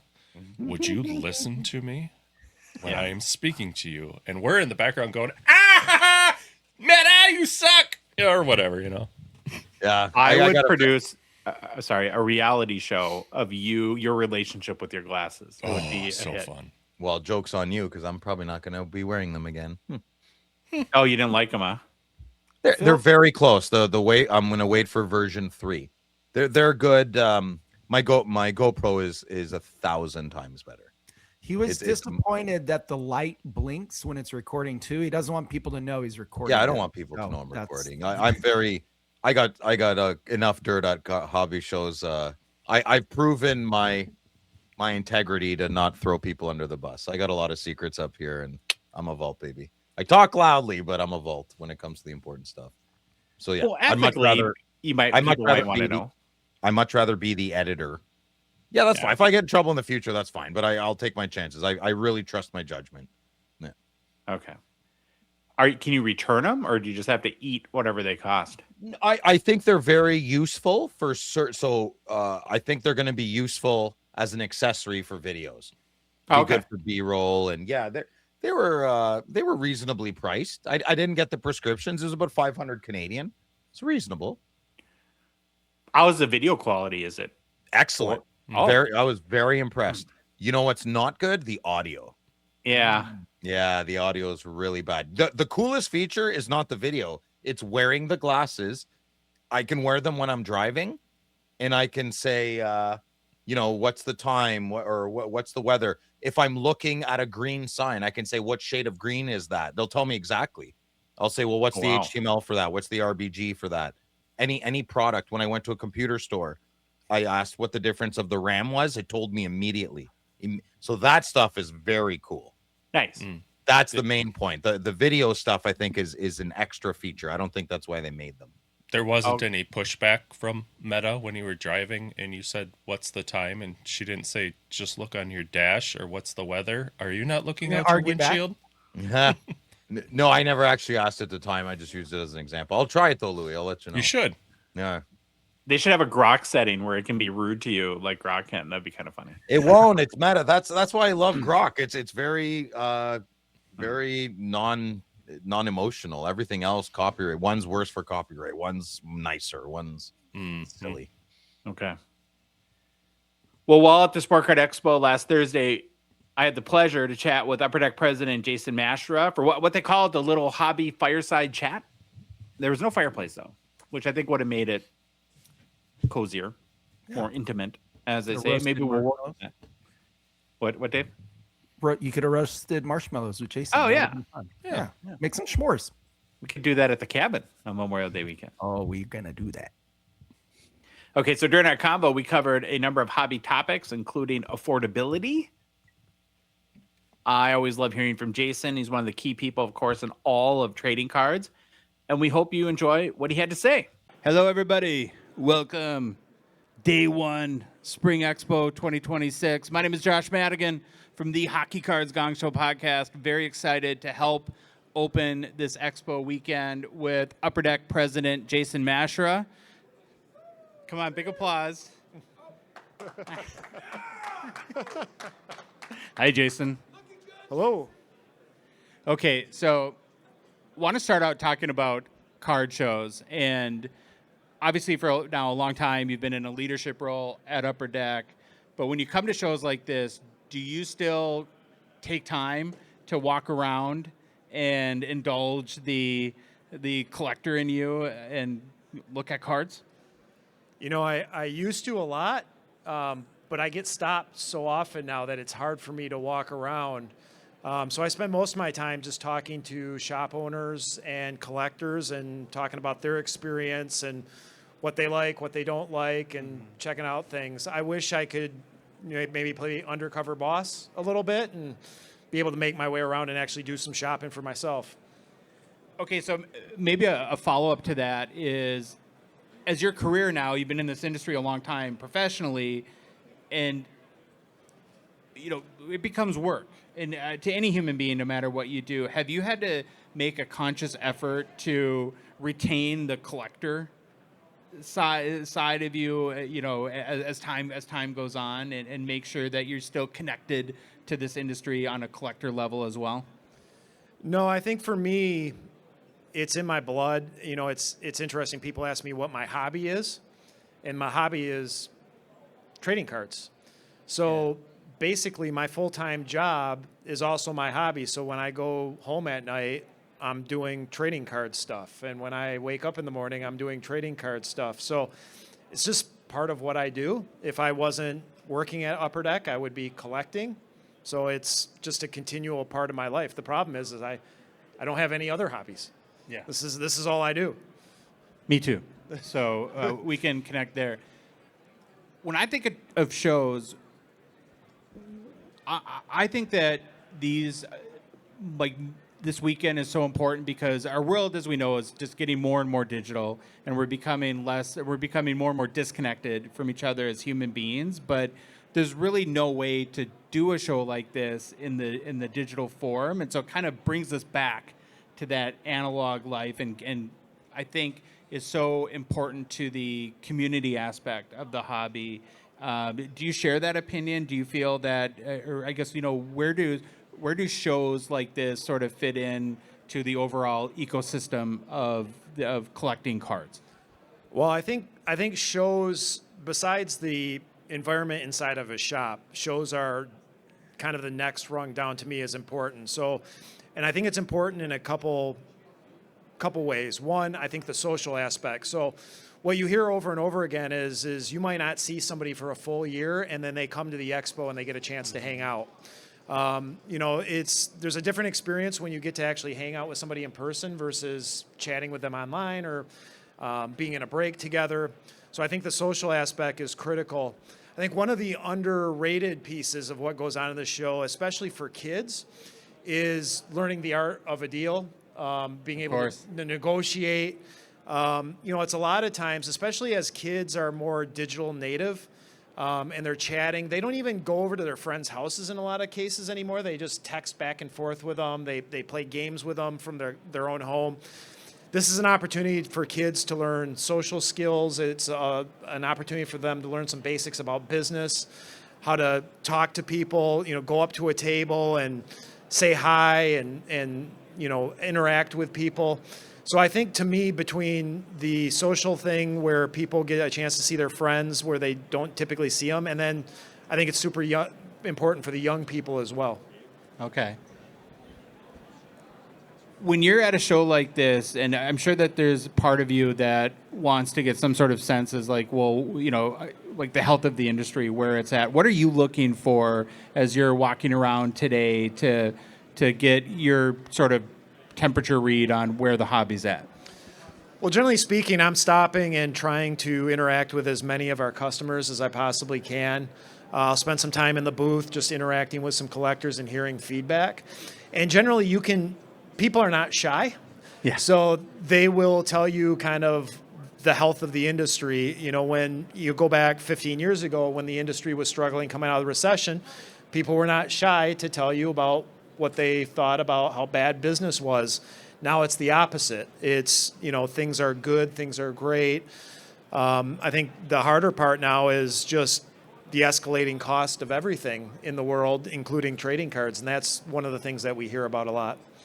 I was going to ask you about the feedback. So let's start, maybe we'll get back to that in a second, but on the positive side, what have you been hearing today from your certified diamond dealers and collectors as, positive feedback from Upper Deck? I mean, right now, people are thrilled. Like, people are able to come to a show. The selection is huge here. Able to track down what they can. It's been very easy for collectors to be able to buy, sell, and trade. Which is great. The trade nights have been very well received and keep getting bigger and bigger. And a lot of people are, some of the feedback I got today was just the importance of Matthew Schaefer and Macklin Celebrini to the success of hockey trading cards the last couple of years have been very critical. As far as you can think of, how would you compare the young talent today to other eras? Are we really sort of in a golden age as far as the amount of star power that we have from young players? Yeah, I think we are in this perfect storm of, you've got Sidney and Ovechkin at the end of their careers. You've got Matthews and McDavid in the middle of their careers. And now you have this new group of Bedard, Celebrini, Schaefer, McKenna coming in. So you have like all three phases, and that's pretty rare that you get that kind of grouping of players all at one time. Is it important for you guys to take advantage of this moment then? Well, I think it's important in general. To me right now, what we're seeing in the sport of hockey, and I say it over and over again, I'm becoming very repetitive. This hockey has the most momentum I've seen since the late 80s, early 90s. Yeah. When Gretzky came to the Kings, it created this wave of interest in hockey that we had never seen before. The momentum in hockey right now, between the debut of Connor Bedard, going into Four Nations, 2 amazing Stanley Cup finals between the Oilers and the Panthers, and now having Celebrini and Schaefer, and then going into the Olympics and coming off an amazing Olympic final with the USA men's team and the USA women's team both winning gold. It's amazing opportunity and something we've never seen before. Yeah. Is this the most popular trading cards have ever been? That's a good question. I would say it's the hottest it's ever been. I don't know about most popular. It's hard. That one's hard to judge. Okay. Because I know that, like, it's easier for people like me that has access to, like, eBay will publish sales data, or you got tools like Card Ladder to look at the growth in overall sales of trading cards. But do you guys get a sense of, are the amount of people collecting cards growing as well or proportionately, or do you feel comfortable that it's not just people spending more money, but that the overall pool of collectors is growing? I think the data is really hard to interpret. I do think we have a lot more collectors now than we did pre-COVID. What's hard to decipher is when you start looking at data from eBay and things of that nature, is there's a lot of shill bidding. There's a lot of unpaid auctions. There is a lack of transparency with a lot of the data of where that data is coming from. There's a lot of market manipulation that's going on, and there's a large volume of cards that are being bought for repacks, and some of the same cards are being recycled over and over again. So it's hard to say how much it's grown. It's definitely grown. We've seen that growth. You see the traffic, you see the volume. The question is it natural? Is it sustainable? How long is it going to go? And I think those are all questions that are hard to really answer at this point. I want to go back to the shill bidding thing and ask you probably a half fair question and a half unfair question, because I think when there's issues like this, especially that are sort of in the purview of large companies, that it can, from like my vantage point, solutions can seem very simple, right? It's like, well, why doesn't eBay just charge everyone that automatically charge, if you win the auction? Wouldn't that solve anything? And I know that you're not in charge of eBay, and this is like the unfair part. But do you have any sense as to like why some of these issues like shill bidding, there's not more done about them, or why they persist? Is it more complicated from like a legal standpoint, or like what they're allowed to do, per the laws of whatever country they're in, or? Because I sometimes like try to acknowledge or try to put myself in the other person's shoes and say that, well, while things seem simple at your vantage point, it gets very complicated when you get into the details, just like probably often happens a lot at Upper Deck, where maybe it's like, well, why isn't every auto, why are there redemptions? Just get the athlete to sign the card, sort of thing. Yeah, I think, honestly, I think eBay has a challenge, and I think that the automatic payment processing that they've been incorporating is going to be a big step forward. I think a majority of the auction houses benefit from shill bidding, so I don't know that a lot of them are going to change it. I think a lot of the buy-sell marketplaces are honestly the most beneficial place because they don't have an auction component where shill bidding comes in. Like Check Out My Cards or The Authority, the price is the price. You can negotiate the price, but you're not bidding against somebody. Auctions have been shill bid forever. I don't know that it's going to change. But auctions, though, impact, because those create the comps. 100%. That basically help set the price for those markets, too. So everything is, I guess, tied in together. So when you look at like potential threats, do you think that how big of an issue is shilling in your opinion? Is that at the top, or but because it's also always kind of been there too? Because isn't that the other thing you can say about shill bidding is that if auctions are hundreds of years old, there's been shill bidding for hundreds of years too, right? Yeah, I think it's an issue. Do I think it's like one of the top issues in the industry? No. I think it's going to be impossible to eliminate completely. Mm-hmm. One of the things that I sense on our show and the feedback we get, especially in the last year or two, as the hobby is seeing rapid growth, and I know that a lot of people don't like change. Change becomes scary, and the hobby seems to be really changing fast right now. Is that something that you guys think about? Because it goes back to what you were saying a few minutes ago about, I think, affordability is for collectors. That's one of the big hot button issues that people are either maybe critical about today or worried about for the future. How are you guys trying to wrap your head around how fast the hobby is growing right now? I think change is the hardest part of any business or any industry in general. When it comes to affordability, we've heard that basically since, I would say, the 80s, right? Like, people still have ingrained in their head buying packs of cards for 50 cents. Sure. Right? And that has anchored in their head forever. And, when the first dollar pack came out, everybody complained. When the first $5 pack came out, everybody complained. But the reality is the price of everything has gone up. So, I cited a fact the other day. Since 2019, inflation in the U.S. has been 30%. So theoretically, everything should be at least 30% higher. Just that amount, I think, is tough to digest as a consumer, to see things in just a couple years as 30%.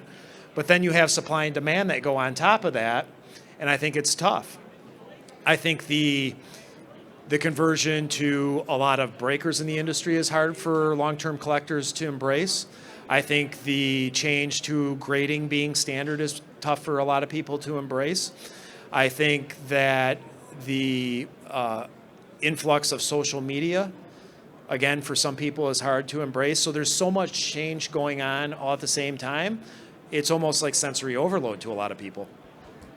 I think that's a good point. And with all the change going on in our world and like the advance of AI coming, you almost wonder if change will be more of a constant going forward, or if there will be a settling period. And I don't know, but are there still more, as hot as the hobby is today, do you think there's more levels for it to keep going up, or how do you predict, what the next 2 to 5 years look like?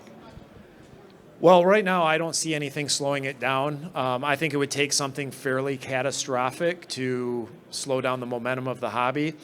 It's very reminiscent to me of the kind of mid-90s, the heat around it, where it's very prevalent. People are talking about it. You have groups talking about it as investments. Everybody seems to think that's a new phenomenon that happened in the 90s as well. But what stopped it in the 90s, the momentum, was something catastrophic, which was 2 of the 4 major sports had a work stoppage. We don't see a work stoppage coming anytime soon, so it would take something like an worldwide economic issue or something catastrophic, I think, to slow the momentum. There's I think some negatives, and a lot of people don't love how corporatized the hobby has become, especially in the last few years, because the money's gotten, frankly, pretty real, and that gets investor type people very interested in business, and there's definitely the entrepreneurial spirit is alive still in the hobby.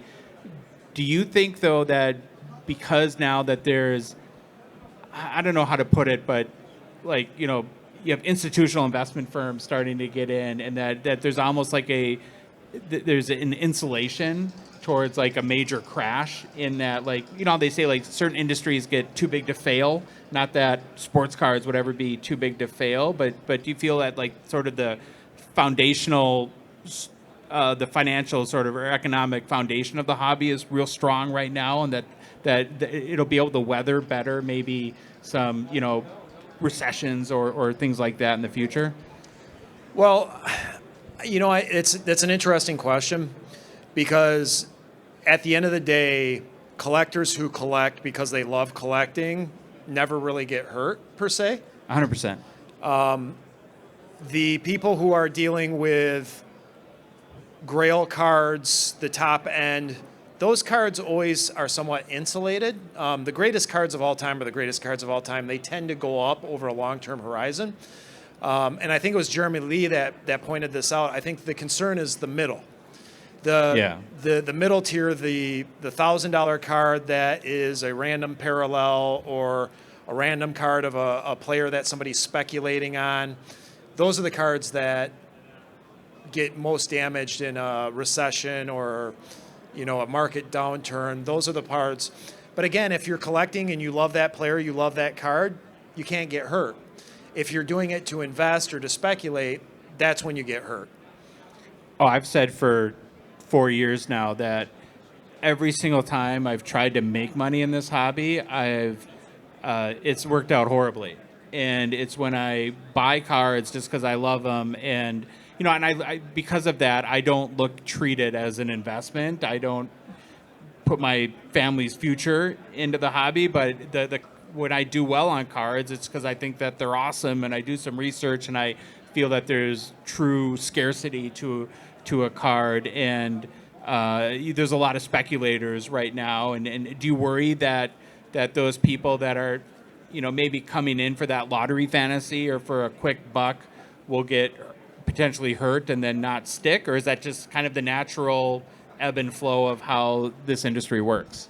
Now, my main concern is somebody who's new to the industry and they go straight into the speculation, and that's their only experience. And when cards ultimately go down because they're speculating a player that gets hurt or doesn't perform, that's their only experience with the industry, and then they immediately leave. Like they have wrong expectations coming in. Like this is I spend $100, end up with $1,000 sort of hobby.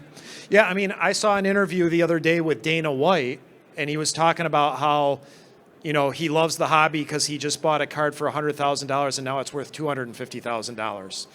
And if that's people's only exposure and influence in the hobby, and they think that things go up forever, it's going to lead to a lot of disappointment. The people who stick in this industry are the ones that collect for the joy of collecting. Those are the people who stick long term, and that's the right messaging. Like, look, yes, there are opportunities to make money. Yes, there are opportunities to run a business. But if that's all you're here for, like, it doesn't always go up. And I do think there's this perception that cards always go up in value. And hopefully people learn small lessons and don't have to learn big lessons along the way. I loved your point earlier, though, about how if you're in the hobby for the right reason, you're in it for the joy of collecting, for the opportunity to make friends and to meet people and to be a part of a community, that you can't, in any market, you win. When the market's up, the value of your cards go up, and if that's important to you, then awesome, that's a win. When the market goes down, then you get to buy cards that you probably didn't have access to a number of years ago. I remember during the pandemic, that's like when I found my favorite set is 2012 Fleer Retro. I love those first hockey PMGs, and they were really expensive during the pandemic. And I remember thinking at the time that, oh darn, I'll probably never get to own some of these cards. And then a couple years later, I come here and I end up getting a blue Lemieux PMG, which is a card that, again, a couple years prior, I would have never thought that I would even have had the opportunity to own, because the market had come down a little bit, and it's a winner. It's a win for the collector. Yeah, I mean, look, even in a hot market, there's opportunities if you're a collector to go out and find some kind of hidden gems. I've been really enjoying looking at some Hall of Fame game-used memorabilia cards from the early 2000s that are going for a small fraction of a lot of the cards that are coming out of packs now. Being able to go back and find different areas of the hobby to collect is, I think, part of the fun of this, of doing research and finding cards of players that you didn't know existed or inserts that you didn't know existed. That, to me, is the fun part of this. And those are the things that we can teach people to make sure that they stay engaged long term, instead of, hey, the whole game is to buy something for $1 and sell it for $3. That's how you start a business. That's not how you enjoy collecting. Mm-hmm. One of the things that my personal opinion over the last probably year or so is that I feel like the products you guys have put out have been very, very strong, and that it almost feels to me that at some point, not that you ever didn't do this, but that you guys almost like kind of doubled down and have been refreshing a lot of sets, almost like maybe going through some, in a weird way, like branding exercise, like what is this set? Why does it exist? What makes it special? Am I onto something there? Is that it been a conscious effort that you guys have made? Yeah, we sat down as a team, I would say about 2 years ago, and started really going through the calendar and saying, okay, what is the personality of each of these products? Why, if I'm a collector, am I buying these products? How many sets have legends in them? How many of them have retro designs in them? Like, how do we really make sure everything is distinctive? And I think what you're seeing now is a result of the team really spending a lot of time diagnosing and analyzing each individual set. What are some like personal goals or objectives that you've given your team to kind of keep pushing the industry forward, keep pushing yourselves to produce better products for collectors? Well, it's just that, is analyzing each one of the products and make sure they have the things that they need to have in them to keep the product fresh and exciting. Again, I think that right now, I would say the team is on a little bit of a burner right now as far as the cards come out, the products all look very different. They have different looks and feels, they have different personalities, they have different key inserts. They're doing their best to not repeat the same checklist on the same inserts over and over again. They're making sure that we don't run a concept into the ground and try to keep things fresh. You know, you see there's more and more strategic planning from a year to year, 2-year plan, 3-year plan with different brands. I'm really proud of the job the team's doing right now, because you can see it in the products. Like when you open the products, you're like, wow, like this is better than I expected. It's better than years past. I agree. I haven't seen a run of products this good in a long time. There you go. Oh, hi, Hey, Billy. How are you? To me, one of the biggest trends that I've noticed, in not just with you guys at Upper Deck, and we'll talk about the extended coming out, but is sort of the trend around moments, and where that seems to really helping connect people to the sport or the trading card or the genre if it's non-sport, you know, through by identifying these moments. And in a month or so, we have extended series coming out where you guys announced, 6 months ago now maybe, or 4 months ago, that you'll have the Matthew Schaefer debut jersey, not just one patch, but you guys got the entire jersey, so you'll have jersey swatches and patches in there. Am I right in saying that? Is sort of the whole concept around capturing moments, is that what seems to be leading most of the innovation right now?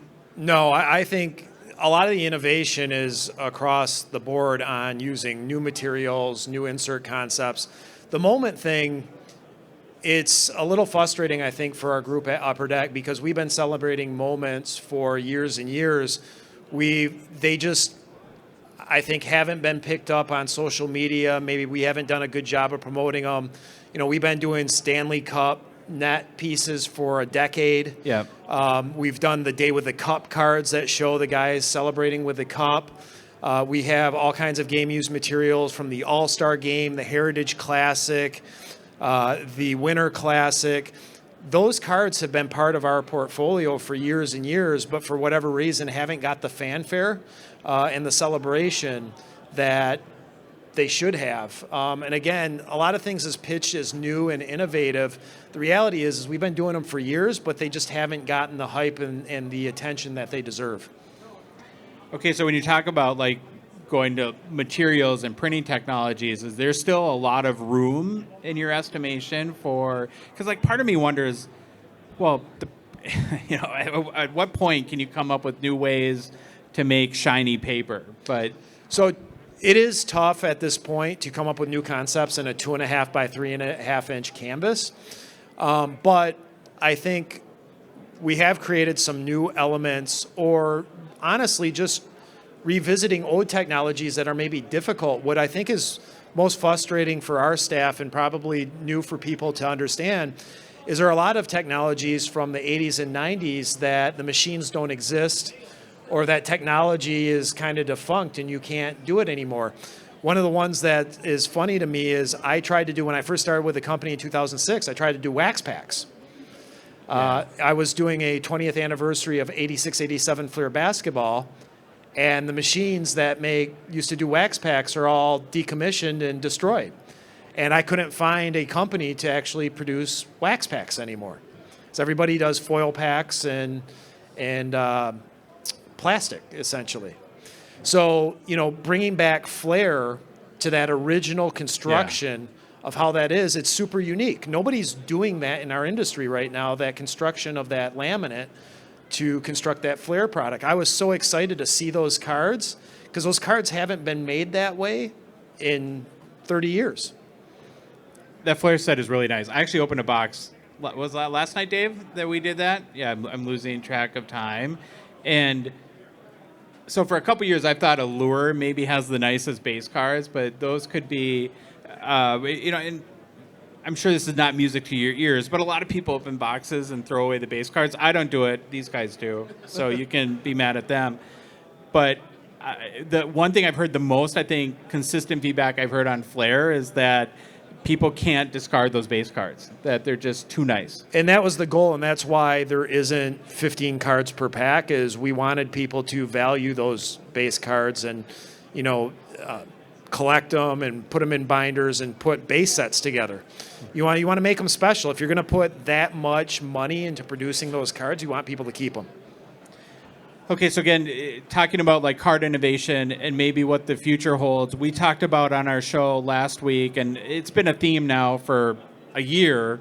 We just had a Wayne Gretzky game used jersey sell for $3 million, and the patch autos are so beloved for all the obvious reasons, right? But I would have to assume that the inventory or supply of some of these iconic players, where frankly they didn't get many jerseys in a season, what a handful, maybe a year that they had access to, is that going to sort of force changes to how sets are built going forward? Yeah, I think you're going to run into two things. Is you're going to see less and less Legends game used jersey cards, or the price of the products are going to have to significantly increase to account for the increased cost in purchasing those game-used jerseys. I mean, if we buy a $3 million Gretzky jersey, even if you divide it into 1,000 pieces, you're talking $3,000 per piece of game-used jersey. That's a lot. Yeah, it's one or the other. And I think it's mainly going to be is you're going to see probably less and less Legend game-used jerseys, especially anything that predates the 90s. One of the things I wanted to ask you about today was just how you've observed over the years the NHL's involvement and understanding and sort of prioritization of cards. I would assume that there's enough financial, not just through trading cards, but for memorabilia collecting and other reasons that. I mean, do they have players that are switching every period at this point? Like, how many Macklin Celebrini jerseys are there in a year? Do you have any idea?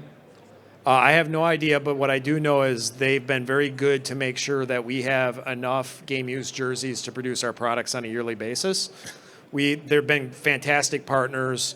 In the early days of game-used jerseys, it was a little bit harder for them to understand why it was important for us to get jerseys. Now we have allocations. We've developed really good relationships with the equipment managers, and we've explained to them how the jerseys are being used. It's been an educational process, and the more people that understand it, the easier it gets to collect those jerseys on a yearly basis. Are we going to start to see more memorabilia-based cards too, for gloves, sticks, skate pieces, because the demand is so high for those type of cards going forward? Well, again, I think that's one of the places where maybe we haven't done a good enough job featuring some of that stuff. That stuff all exists in the products. Products like Artifacts have all kinds of different pieces of materials in them. SP Game Use is featuring some of those. Some of the other sets, that stuff is being kind of sprinkled in or peppered in. I think we have to do a better job of pointing to some of that material because, again, the team has been very innovative. We've gone out and bought all kinds of different pieces, skates, jerseys, sticks, equipment bags, you name it. We've cut it up and put it in a jersey, but we haven't highlighted it the way we probably could have and maybe really made people feel like they're special cards. Okay.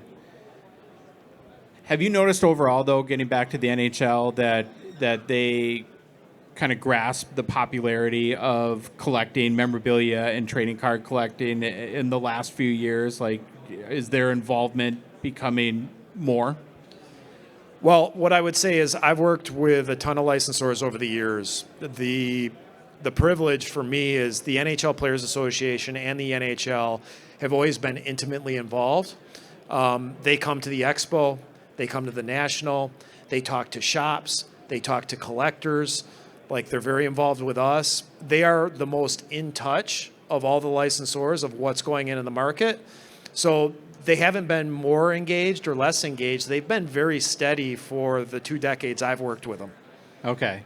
What about players? Do you guys get the sense that players are starting to get more, I'm not even saying like involved, but more conscious of how popular and valuable that trading cards are and then that their cards can be? I think they're more aware of it. I think almost every player that you talk to collected cards as kids, for sure.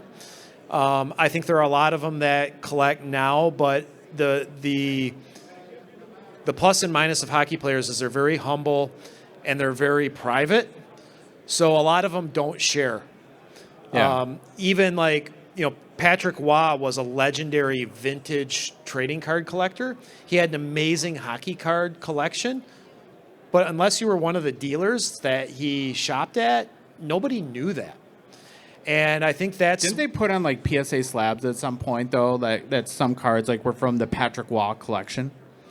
I think there was some that went to a heritage auction like a couple years ago. Okay. But That's where I saw that. That was just a little portion of his overall collection.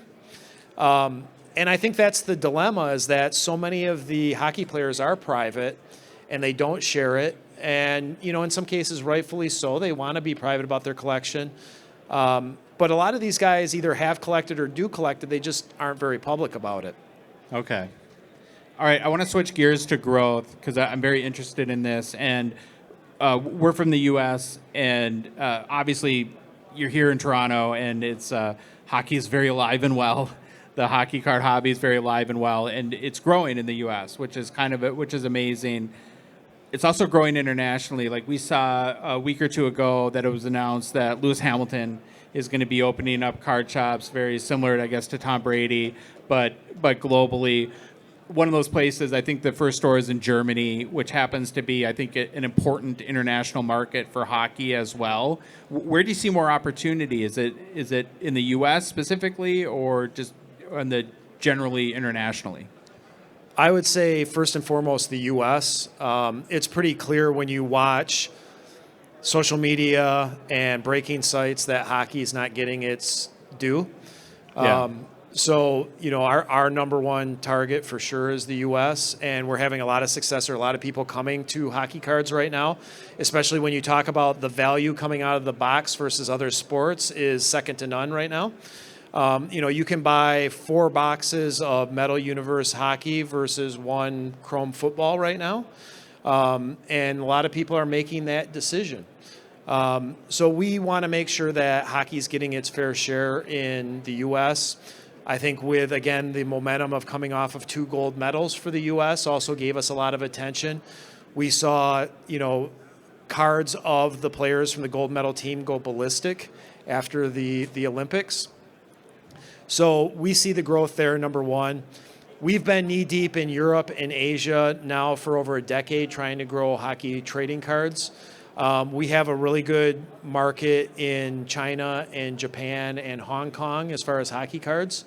Germany has been a growth market. The Scandinavian countries we've been rooted there for 30 years. And our biggest growth market right now is actually Czech. Yeah, we always get goofed up because it's very hard to now, because there's Czechia, there's Slovakia, Slovenia, and then is there still Czech Republic too, or is that? No, Czechia is, I think, the old Czech Republic. Okay, I believe. Don't quote me on that. I'm not a geography guy, but Czechia is one of our top growth markets for sure right now. What European country has the most hobby shops? That's a great question. The reality is there's not a lot anywhere. I think in the whole of the UK, I think there's 9. That may be the biggest concentrated area in Europe. It's pretty far and few between. Wow. Have you guys talked to the Lewis Hamilton people and Adam Martin at Dave and Adams? Is Upper Deck going to be involved in helping as these shops open up all over the world? As like, will they be a certified diamond dealer? Will there be hockey product in those shops? Well, they have a shop in Amsterdam now that we supply.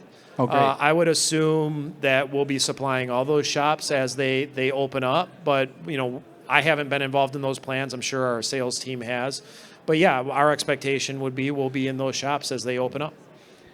I would assume another big growth area that you guys are planning around is around women's hockey and PWHL. One of the things that we've tracked on our show since the Olympics is it seems like every week there was an attendance record there. And I can't imagine a year, or was it a year maybe in 3 months ago now, that first set came out, that you could have envisioned the momentum that league would have and the sport would have.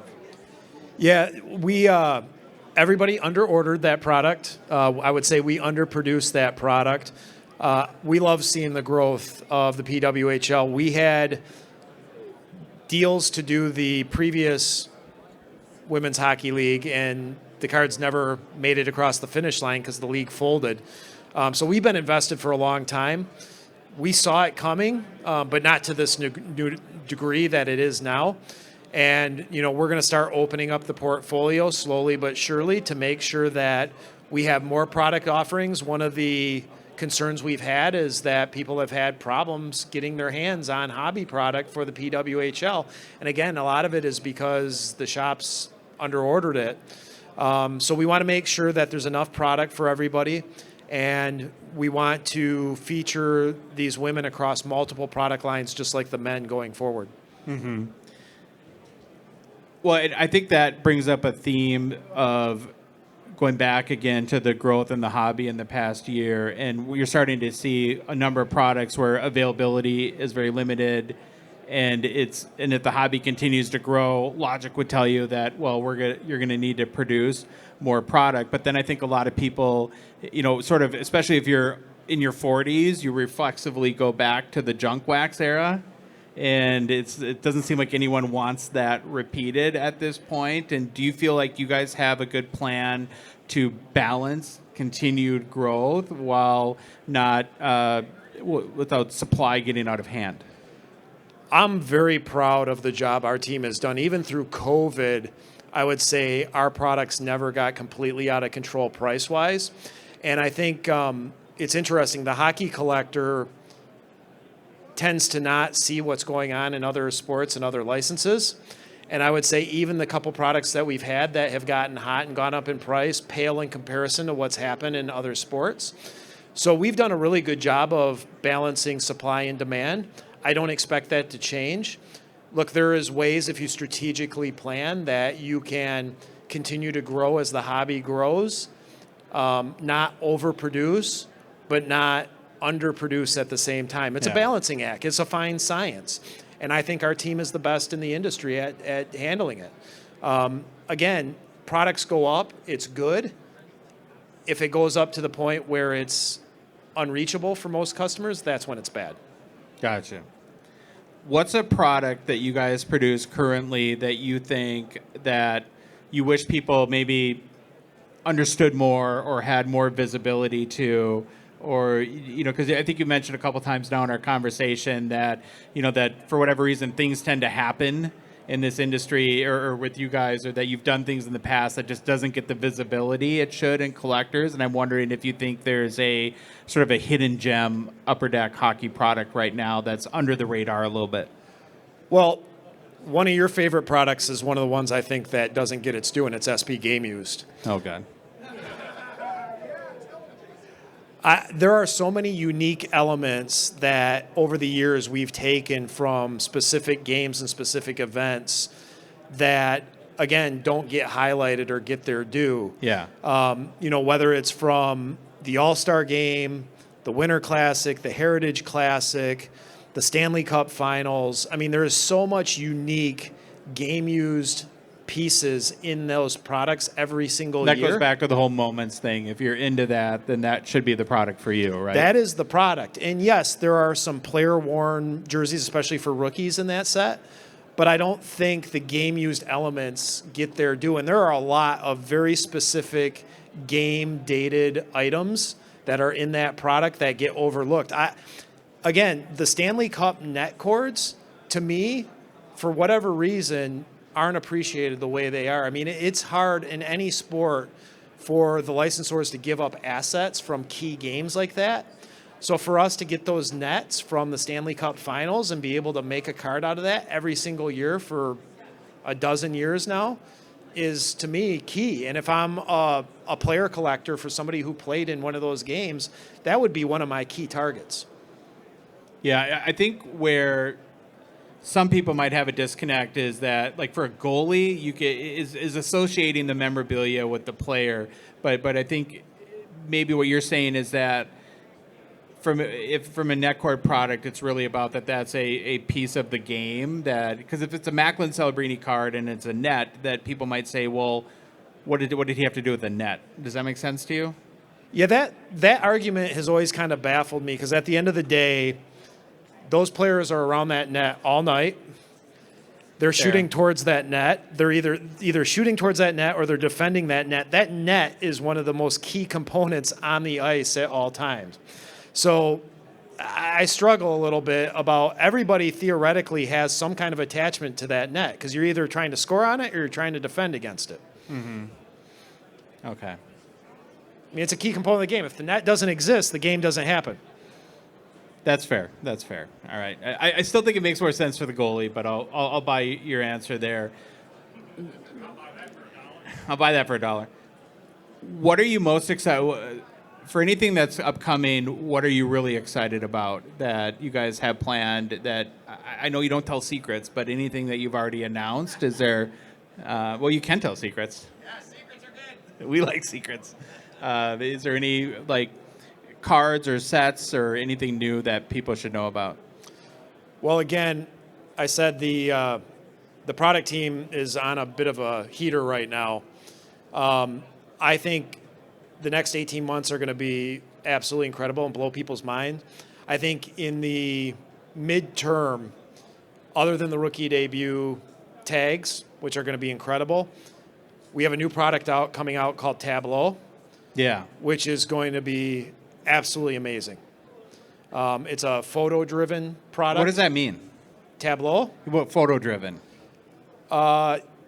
Super unique imagery. Think almost like canvas photography, like the UD canvas photography, but more just focusing on very gorgeous photography. And the rookie cards are going to be super unique in this product.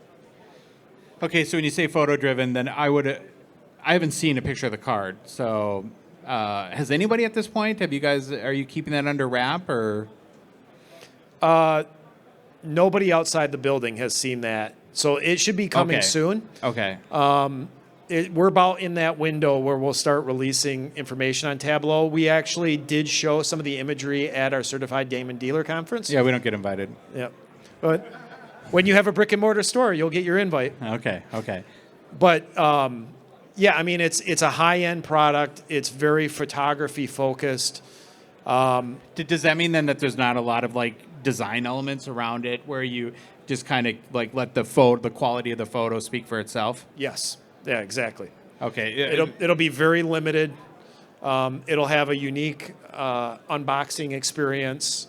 The team really took a lot of time to create this product, and it was honestly a concept that took us 18 months to flush out. Yeah, I was going to ask about that. Where does something like this come from? Did you feel like you needed a need, that there was a demand right now, or unmet demand for a little bit higher end product, or a higher end product that uses more like a photo driven element? On this one, what I would say was the team had an idea, and the idea drove, honestly, the price point. We didn't come out with a price point in mind. We didn't have a configuration in mind. It was, what's a cool idea for a new set? And then we just built it out from there. So it was the concept led everything else. Gotcha. Okay. I think we're about, yeah. I have one more question for you, and I've been debating asking this because it's not, well, it's maybe inherently a little awkward, but it was sent to us in our mailbag, and I think it's such a fascinating question where, let's see if I can paraphrase it right. Obviously, like, because of licensing and the history of hockey, there's certain legendary designs that you guys don't get access to. So if some, like, let's say, third-party intermediary came and proposed a trade to Upper Deck to say, would you trade your, I don't know, like, IP on, like, your older baseball or basketball designs for the old hockey designs that you don't have rights to today, is that something you would ever entertain? No. And Okay. I've been offered that opportunity multiple times. Really? Okay, can you explain to the best of your ability, like, why that's such an immediate hard no? Well, look, so I'll give you this analogy gets used internally a lot. Our brands are like our children, Yeah. okay? Our brands, our designs, our trademarks are like our children. You wouldn't just drop your children off with anybody. You wouldn't let anybody take care of your kids. We feel the same way about our brands, our designs, our trademarks. We're very protective. We've built up our brands. We've built up our trademarks over years. We don't want to give other people just the ability to do whatever they want with it. Would it be fair to say, too, and I'm not trying to be sacrilegious to our beloved sport of hockey here, that maybe the value of those brands are more than the old hockey brands, too? Well, some of those designs are some of the most iconic designs of all of trading cards, and I don't know that there are equivalents in hockey, right? Like if you took the 89 Upper Deck baseball design, which is arguably top 3 designs in all of trading cards, like what's the equivalent? Like it's hard to come up with. It would seem to be, it would be very hard for Upper Deck to let go of the 1989 Ken Griffey Jr. baseball design. That's sort of almost synonymous with the company at this point. Right. That's the issue, right? In a way, is it helpful not to be able to go back to the well of like the 1979 O-Pee-Chee design and repeatedly use that, because the temptation would be real in there, where it almost forces, from a creative and design perspective, not having access to those, like, to that art, that it kind of forces you to be more creative and innovative going forward? Well, I think when you have tools like that, you do tend to repeat it. There was actually, we kind of came up with an internal edict because we were actually going back to the 90-91 design way too often. We were using them for promotional sets. We were using them for insert content. We were using them for parallel content. It becomes an easy crutch to create new concepts off of, and then the collector gets tired of it. So it's not as special anymore. So even if you get one of those retro designs, how many times do you actually want to use it? Because again, how many Connor McDavid, 79, 80 designs do you want to see? Probably only want it once. Well, and that's another thing I've noticed too in the last year is, very intentionally not overdoing. We haven't seen jambalayas now in a couple years, and it may be a couple more from what I understand till we see him again. We had my favorite insert in a long time, Liquid Gold, is one and done. You have Dark Matter, but it comes back. You guys were intentional not just to repeat the same design, but then it seems like that the emphasis is really new designs, new parallels, new inserts. Yeah, look, we are trying to get as far away from rinse and repeat as we possibly can. And it's a balance, because when you find something that strikes a chord with the collector, the natural tendency is to bring it back. It's hard to take that concept away, that insert set away from people, but at the same time, walking away from it's what makes it special. So what we find is it's the absence makes the heart grow fonder. And we've been more surgical with making sure that if we bring back an insert, checklist is different. Sometimes we make mistakes and we repeat a player. but we've been more intentional about making sure that we don't repeat players, we don't repeat inserts or concepts. Sometimes you have to bring it back because that's what the customer really wants, but we're trying to be more intentional and more surgical with how we do it. I think if you manage the checklist, that it has to be one or the other.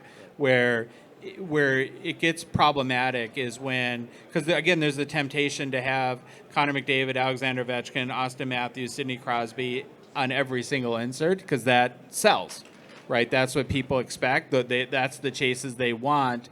But if you have all four of those guys in a brand new insert, you either have to change the checklist to bring it back with the same design, or change the design where, and maybe it comes back to more the long-term planning, where if you have a new insert and you have some sort of like, okay, how could this design live for 10 years and not get repetitive by managing the checklist as well, not just refreshing the design over and over again. That's what I love about what the team is doing right now is they're employing all the strategies. Yeah. So dark matter comes back year over year, but the design is completely different. Like, it feels like a different card to me. You've got holotypes that were a managed 3-year program, right? And then you've got things like liquid gold where it's just gone. It's one and done. Yeah. So I love the fact that the team is using every tool in the toolbox that they possibly can, and no one strategy is the one strategy for everything. What's the last card design that just flabbergasted you that it was so beloved, where maybe you were like, because we all have our own personal opinions, we all take our subjective bias into sort of design reviews, where maybe you were like, there's no way this is going to work, and then lo and behold, 4 months later, it's blowing up on the secondary markets?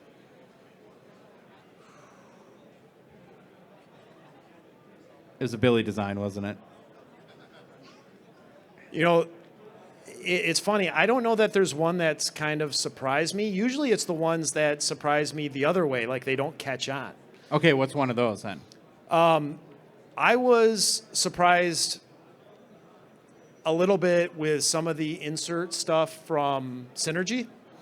Yeah. The set itself was confusing. Synergy always seems to stick with you guys. Synergy has stuck with me, and there was a light sensitive card that was in that set that I thought would really. What does that mean, light sensitive? Like it changed. It changed in daylight, like in sunlight. Yeah. I don't remember what the name of that card was, but there were some pretty cool concepts in there that just never resonated. And I think it was because the base set was so confusing of how it was constructed. Was that a tough one to let go of that product? Was it?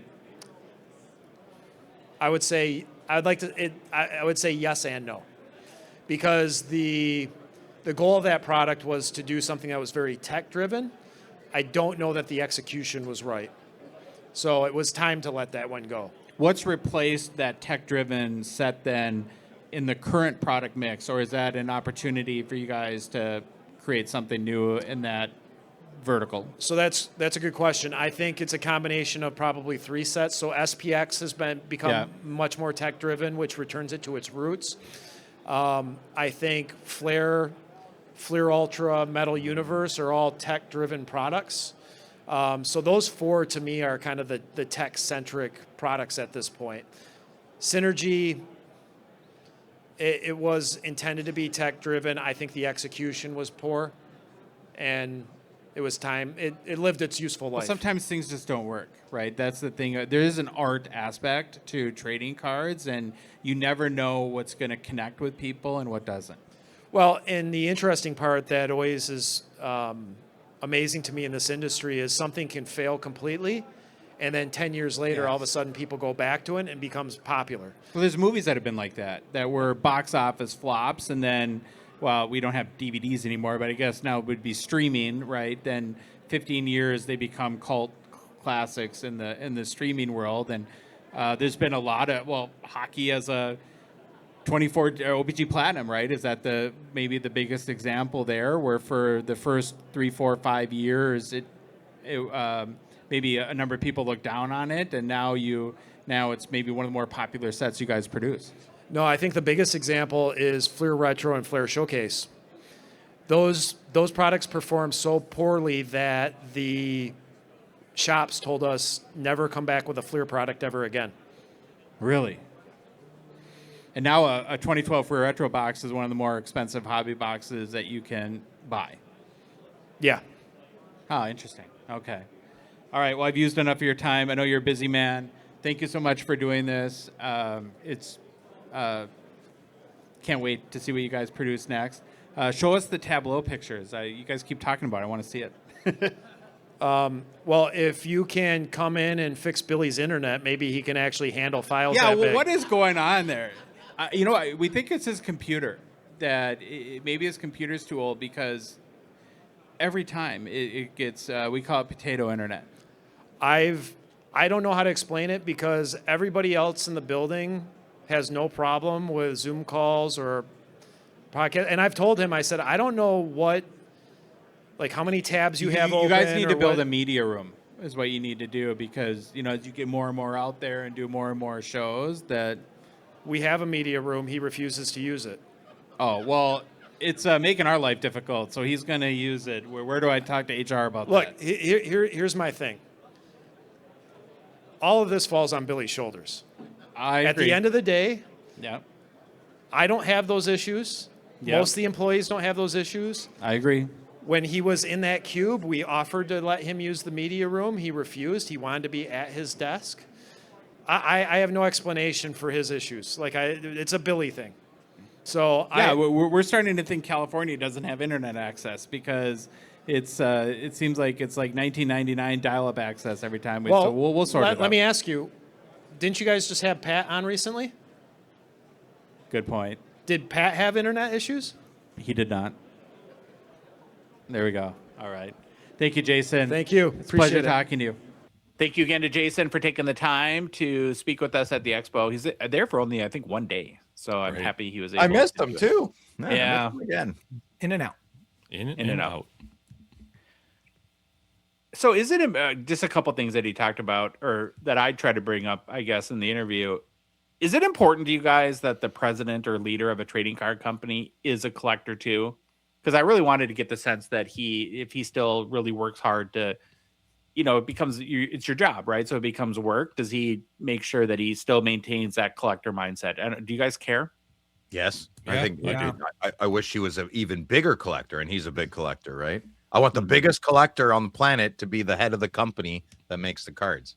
They would Keeps your ultimately know finger real- on the pulse Yeah. of the hobby. And so that's important because I think the one thing that really stood out to me the most was him talking about how proud he is of the design teams, how much effort and how much work they've put into the new sets and working to make those great. And I think you can see that. That's what we're noticing is these sets that are coming out, the designs and the qualities of the work that they're putting in has been awesome. Mm-hmm. Did you see what happened when he was talking about that, Dave? With Billy came in. No, Steve Menzie had to open up another hall at the expo because Billy's head was getting so big when. He already has a huge head. Yeah, it's a big melon. Well, that hair too. Show off. I really think it's my theory, and they'll probably disagree with me, but I think that we're seeing the benefits of fanatics lighting a fire under their butt a little bit, and because competition's good, right? It's good for everybody. It makes you dig deeper and get better. And I think in the last year and a half, they're producing the best quality, most creative, best new designs that they have in a long, long time. Yeah, agreed. Mm-hmm. The big hot button topic though, and Jason brought it up himself, is affordability. And I think one of the things that he mentioned, and I've heard him in the past, is, what they will say is, well, yes, hockey boxes are more expensive, but in the context of football or basketball or baseball, we're still a pretty good deal. Is that matter to you guys, or did you think of it more from the lens of, well, I've been a hockey collector, like in Phil's case, for 30 years, and the boxes just keep going up, up, and up. Who cares how much they cost in other sports? Or do you think that is a very relevant point, that we're still a pretty good deal in comparison? I think it's both. I mean, I think you're silly to think that the prices of wax are going to stay the same, you know, as just time goes on, everything goes up in price. Every single thing that you buy goes up in price. And so you know, it's inflation. That's what happens, and I think that's what's going to be expected. I think it is nice that we're in a little bubble, you know, in our little hockey community, and we don't pay the prices of football or baseball or basketball, those prices. So that's really nice. It sucks. Everyone doesn't like to pay more for their products to open them, but that's just the reality that we're in right now. It's not Going to real. be. It's not real gonna life for I'm gonna be willfully ignorant. I'm constantly going that way. Like, yeah, I hate it. I hate that I don't buy a case of Flagship anymore. What am I gonna do?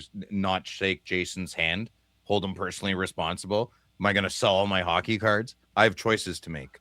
And I don't want to go to the happiest of happy places in my hobbies and in my life and start hooting and hollering like I do in my day job. So I am making a choice, a conscious choice. I'm willfully being ignorant on a lot of things that suck in our hobby, and rising prices of boxes of cards, bad grammar, sorry about that, is one of those things. So I choose to be happy and kind of dumb, you know, like I just like, I don't know, blah, blah, blah, blah, blah. Like I not a useful idiot, but a simpleton who doesn't know the difference. Well, You know? willfully ignorant, I think, is the way. I'm willfully ignorant. Yeah, that's my and I'm choosing to be so. So I can't. Does it suck? Yeah, it sucks. Did you see how much it was? Yeah, it's brutal. I'm not going under the surface. I have to worry about gas prices. I have 4 trucks I got to worry about. I have overtime to worry about on labor. I have jobs to get for. These are things that matter to me. Yeah. These are things. This is not my career. And, you know.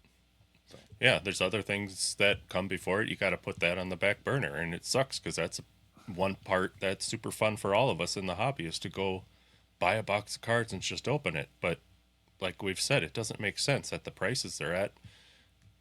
It's not fun to do it.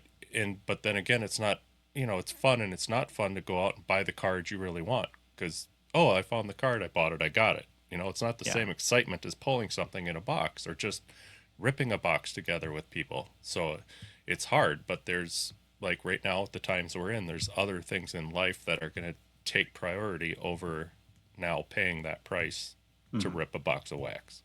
So I want to add a thought onto what you just said, Louis, because I've thought a lot about this. And in my mind, I understand what you're saying, but maybe how I would, I guess, add on to that is I think opening boxes is still fun. I think it's actually probably more fun because the products than it ever has been because the products are pretty great. But I think for every person, you hit a point based on your financial situation and your bank account balance where you have discretionary income, right? Where it's like, and then where the money gets past that discretionary income, right? Like whether it's going to the casino or going to the card shop or going to out for dinner with your wife or something like that. It's like, sure, I'll go to dinner and spend $100 on a meal. Will I spend $400 on a meal? Then right. And that changes the fun based on who you are as an individual, where based on affordability, and we're seeing the raise in box prices, is that now, you know, there are people that can spend $400 on dinner and don't think anything of it, right? It doesn't mean it better be a pretty dang good piece of steak at $400 for me. Yeah, but those people though, it doesn't matter where it goes. If they can afford it now, No, they can afford I disagree. There's a line. There's a level all the way up. It's not lower class, middle class, upper class. There's a percent everywhere. All people are getting chopped up all the way up. I know what you mean, Louis, but I think it will matter for everybody at some point. Look, what did I do today? Sure. I bought Black Keys tickets, right? I bought front row, second best front row tickets you can get for Cole and I, my son. They were $250 each, so $500 after tax, $600. That's a box of something pretty fun, right? Yeah. So I'm gonna have a night out with my son. We'll add dinner on that. I mean, we'll walk to the barn where it is. So let's say $800. I'm gonna have hopefully a night of memories with my son and good music, and maybe meet a future stepmom. and have a great evening. But that's always that hope. $800. That's $800. That's a great single. You know, that's a good hockey card. So I don't normally go to concerts. I don't normally with Cole and I went to if I do anything socially, it's usually with my son, and I don't worry about the money. Everything else I do kind of goes into hockey cards and in my business.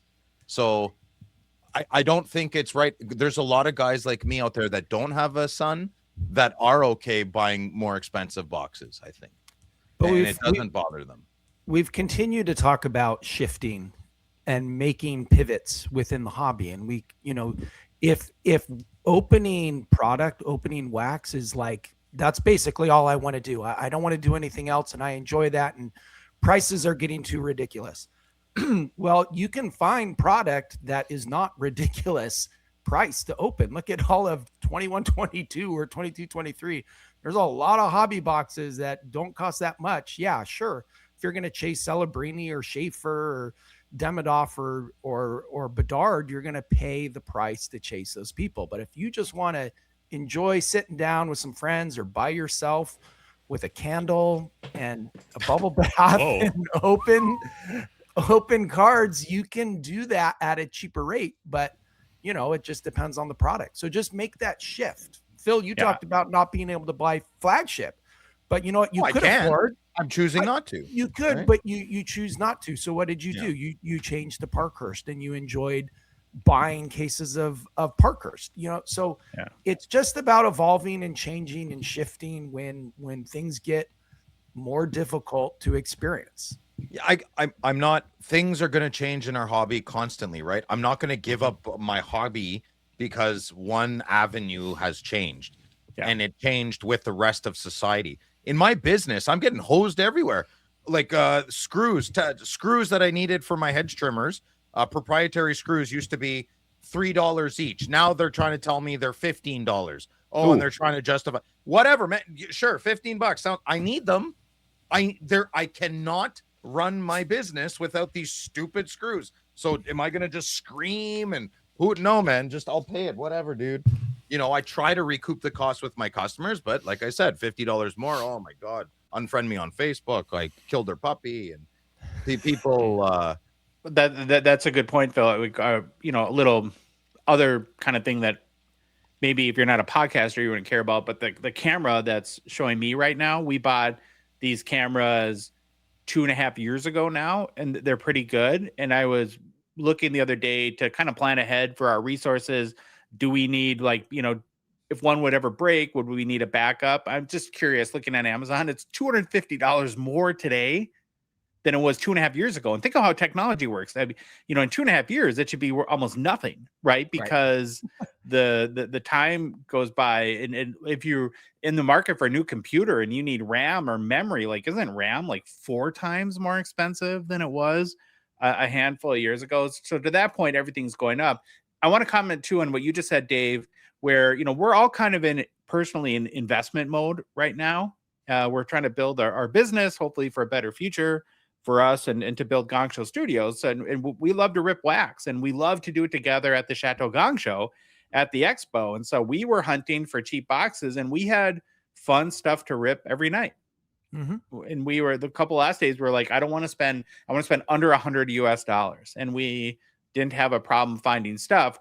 Where the issue is going to be is that when Series 2 comes out next year and you want to chase and you want to open a box of flagship and hit that Gavin McKenna Young Guns in a Maple Leafs uniform, it's going to be spendy, right? And that's the fun part that is just going to be tougher, I think, for all of us going forward. And when you have a red outburst of Schaefer going for 10,000 American minimum, that's why those box prices are so high, because you can hit a $10,000 card, or out of flagship. Out of flagship. So it used to be, you can only hit that kind of card in the cup, and that's why you pay those premiums. But that's now you can hit these massive cards. There's a if you hit the Celebrini Gold Outburst, isn't there a bounty for $250,000? That's insane. That's out of a $200-$300 box. So Phil, You know, think about if we were on that- this show 3 years ago and I would have said, hey, in a box of flagship, you can hit a Young Guns parallel that's not a high gloss for a rookie defenseman and it'll cost you $10,000. Yeah, It'll go for I wouldn't believe $10,000 US. I wouldn't have believed you. Yeah, and let's say you said, I'll give you that scenario, Phil, but you have to make the box $100 more. I'd probably say, yeah, go ahead. People will buy it. Yeah. And here we are, right? It's just why- change. I mean, all the Yeah. cliches are true. Nobody likes change. I want convenient lies, not inconvenient truths. All that stuff, you know. Oh, wow. That was poetic. Yeah. All right. Okay, last point on this. Where do you guys rank? We're not going to go through the list, but do you think as far as like important hobby topics, issues, risks, however you want to put it, is affordability kind of one of the bigger ones at this point? Near the top, I guess. Gone. I think that conversation's over. Okay.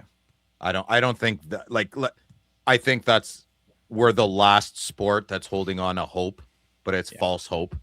We're just going to be cheaper than the other sports. This is not going to be, there's no ground floor that's going to be affordable moving forward much more. Like flagships over 200, it's going to stay over there. And anything over $200 is not for a common person with a family. That's the way I see it. So I'm not trying to be rude. Affordability is that ship is buy.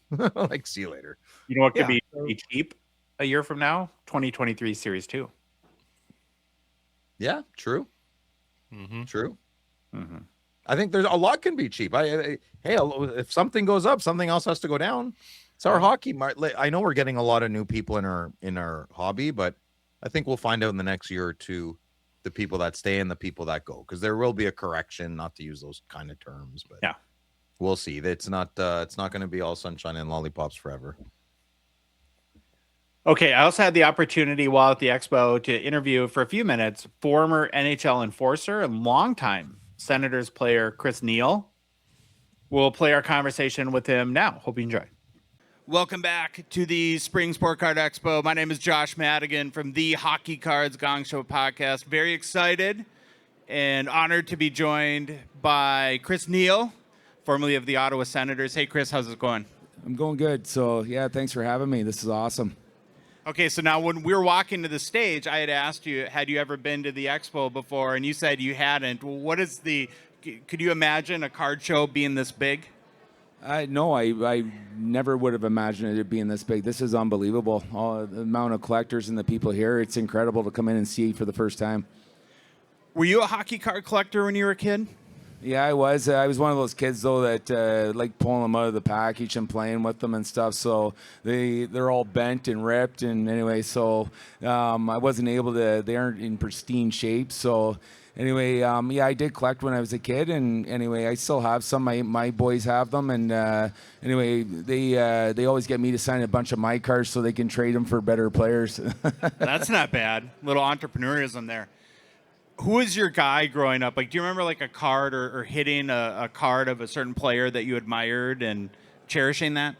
When I grew up, my dad was a Montreal fan, and so I grew up cheering for the Habs. And honestly, Patrick Waugh and Denny Savard were two of my favorite players for Montreal. And you know, I got a Denny Savard card that's all in encasement. You know, and a highlight of my career is my first year in the NHL. We were playing Colorado, and I got a shot on Patrick Waugh. I didn't score, but I got a shot, so it was pretty cool to be able to play against one of the guys you admire growing up. Yeah, it has to be almost surreal in a way. Oh, it is 100%. And, you know, you're out there, and obviously when Mario Lemieux came back, I got to play against him. And, you know, I got knocked down in front of the net. I came up with my gloves off. I grabbed the first penguin I could see, and I kind of looked up, and it's Mario. And so I fixed his jersey, picked my gloves back up, and lined up beside him the next shift. And I go, Mr. Lemieux, do you think I got an autograph stick? And he goes, only if you call me Mario. So anyway, I go, Mario, can you give me an autograph stick? And he sent the one over. He used that game. It was pretty cool. That's amazing. Were you cognizant of your cards, like when a set would come out, or like, do you remember like seeing your rookie card for the first time and seeing a Chris Neil hockey card? My first time, we were in Pittsburgh actually again, and there was this lady there outside our bus when we came off, and they always yell Alfie and Fish and all the guys that had been there for a bit. And so I just kind of keep walking, going in to get my pregame meal, and I heard Chris Neil. So I kind of stop, and this lady had my rookie card, and my the original one was 42, not 25. So Sure. anyway, I still remember this day. Every time I see her, I give her a big hug. Wow, that's it. So you've seen her after. Yeah, absolutely. Every time we go to Pittsburgh, she's there. Yeah. Would you, as the years of you're fortunate to play a long time in the NHL, as the years went by, would you be kind of keep your eye out and see what your card looked like? Like, did you ever have a card where you're like, oh, I wish I would have picked a better photo? There's one card I don't like, and it's I got split open right here where the puck came up, and anyway, I had to wear a visor for a couple of games, and so anyway, there's a hockey card out there with me with a visor on. I don't like that one, but that's the only one. My favorite card that they've done is me outside the Sens dressing room getting ready to go onto the ice. It's one of my favorites, and but the visor one, I still remember I got in a fight after I had on them. My visor came down and cut me on the nose, and I went to the trainer, go take this thing off, so I went out and fought the guy again. That's an amazing story. Not that you played super long ago, but in the last 10 years, really, since your career ended, the collectibles market has really exploded. I wonder if, like, you look back and you think, I know you talked about getting Mario's stick, but it's like, boy, had I known, maybe I would have walked around the dressing room a little bit more and picked up some stuff from the guys. Yeah, I got lots of memorabilia over my career. Like after the season, we'd always get a jersey of our own to take home, so as a keepsake, and I get my whole every teammate that played that year to sign it. No, to sign the jersey. So I got 17 different jerseys with all the players I ever played with. I collect a bunch. I got Ovechkin stuff. So I probably should have did more over my career, but you trade stuff off, and there's guys that want your jersey and you want theirs, so you'll do an exchange. And anyway, it's pretty cool to be able to play a game you love to play, and and be out with like some of the superstars out there, and it's really cool.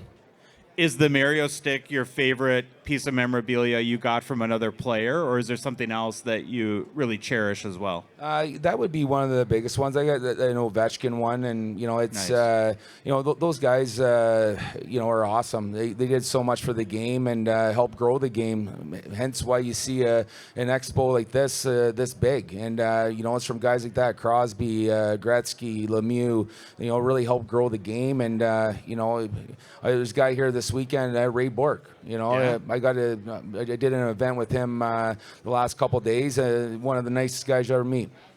What about your own memorabilia? Do you have something from your career that is a piece of, or a token, or a piece of memorabilia that means the most to you? Well, playing 1,000 games in the NHL, you get your silver stick, so that's pretty cool. So, my kids really enjoy it. Our buddies come over, and there's all kinds of fingerprints on it. So I had to give my youngest lad a little tap because he was trying to use it for road hockey. Yeah, I was just going to ask you that. I think one of the things about your career that is so unique, and I think is special, I imagine you do too, and I think is going to be more and more rare as time goes on, is you were, I think, fortunate enough to play your entire career with one team. Is when you look back on your career, is that one of the more meaningful things that you think about? Yeah, it is. And, when you, as a kid getting drafted to the NHL, you just want to play one game. Then before you know it, you got 100 in, then you got 500, and then, I was pushing 1,000 all with one team. And, honestly, for the way I played, to play over 1,000 games in the NHL without a suspension, that's one thing I'm very proud of. Yes. Is there, I would be remiss, and I'm sure you've been asked 1,000 times, but as you play the greatest hits of like your fights, is there one fight or one memorable moment that kind of stands out for you? Well, there's lots of good memories, and we get asked these questions all the time, sure. and it's sometimes it's a different answer. All depends how I'm feeling that day. But obviously, you look back on it. One of my most memorable moments when Alfie scored the goal against Buffalo to send us to the Stanley Cup Finals, and it wasn't the goal that's memorable. It was when we got back to Ottawa, and there was 15,000 people at the airport to greet us when we landed. And the whole city was just going insane, and like that mural should be on our building somewhere in the building in Ottawa, and it's one of those things that just to see how a city gets behind a sports team, it was truly phenomenal. One of the things that we talk about on our show, or we have a lot recently, is that the game and the league seem to be in a super healthy place right now, and it's a very exciting time for the sport of hockey, and just the exposure through the Olympics and the star power we have in the NHL. Do you agree with that? Do you think the game's in a good spot? The game is in a good spot. You look around. I still work with the Ottawa Senators, and I'm on the business side, so you get to see firsthand. And to look the way there's so many young superstars coming up, and we never sell out against San Jose, but when Celebrini comes to town now, like, it's a sellout because people want to come in and see him, and we got some great young talent in Ottawa as well. So it really helps drive the ticket sales and helps really to promote the game. Like a guy like Tim Stutzel, like he's phenomenal. I get to watch him in practice. What he does, like in games, like it blow your mind if you seen him in a practice. And you want to see a NHLer's true skill, go watch an NHL practice. It's amazing how fast these guys are. Oh, it's incredible. And there was fast guys back when I played. You had Hossa, Havlat, Vermette. Those guys could flat out fly. But in saying that, you don't have a Scott Stevens stepping up on you anymore. So, yeah. So anyway, a little more freedom to go to that fifth gear. So they pick so much speed up through the neutral zone. That's why the game looks so fast, and it is so fast because there's not as much clutching and grabbing, and you don't have the massive hits from guys like that. Yeah, great. All right, Chris. Well, thank you so much. Thank you for being a great ambassador to the sport and taking the time to chat with me for a few minutes today. Appreciate it. My pleasure. Thanks for having me. Okay, that was awesome. As we've talked about in Lap before, I've had different experiences with my amazing opportunity to talk to former players at the Expo. I really like Chris Neil. Like, I would hang out with that guy. He is a great guy. Yeah, salt of the earth. Really, really nice, and very humble. I told you guys this, so and I kind of feel bad because afterwards they wanted to do a picture. Somebody took a picture. I don't know who. I wish I would have taken a picture, but I'm too dumb. And I think these like enforcer guys, they always got to put the fist under your chin because I think maybe that's what they're expected to do. So of course Chris does that. He obliges. What did you do? I looked down and went, "Oh my God! I am so glad I was not in a fight with Chris Neil." I said, "Did you put your fingers like you're on your keyboard?" Oh, I got you. It's okay. Yeah. Well, I heard his knuckles were a sight to see. Yeah, you don't want to be on the business end of that fist. That's for sure. And he was a very solid guy, even though I think he's been retired for 5-6 years at this point, or maybe a little bit more. Well, you got to have a lot of Chris Neil thoughts and memories, Phil. Oh, yeah. What are some of yours? Oh my God, Neeler. Well, I played over 1,000 games. Pretty sure. Yeah, we retired his jersey. He has some beautiful body checks on Brian Boyle. I can't tell you what year that was, but look up Chris Neil, Brian Boyle, Johnny Boychuk. There's a big hit, or was that? That might have been Mike Fisher. What else? He fought Ty Domi a bunch of times, but nothing memorable of a big fight there. Were you a fan of his when he was on your team? Oh my God, yeah, Chris Neil. So he was kind of a one-trick pony when he first came into the league, but he developed an incredible skill set as the years went on, and his style was becoming irrelevant in the late 2010s, and he worked really hard to stay an extra 3 to 4 or 5 years in the league and be an excellent third liner, fourth liner. Man, he's beloved here in Ottawa. He lives out here in the country every Christmas. every Christmas, him and his wife make a skating path with lights and whatnot. It's really awesome, man. Yeah. Oh, nice. Yeah, he works for the team. I think he's been retired for a long time, man. I think it's been over 10 years. Not maybe Louis, you can check. Maybe but 2016 or is it? Yeah, I don't know. Late tens there, but he's been retired for a long time. But he looks good. He looks fit. Sometimes you let yourself go a little bit after the professional sports, right? But he's solid, man. He's just a very large man. Yeah. I wouldn't want to fight him today. No, he's got a big head on him too, right? Yeah. Yeah. Yeah, it's a great player. And he could score goals. I don't even know if he has. I don't think he was gonna have 100 goals, but maybe he does.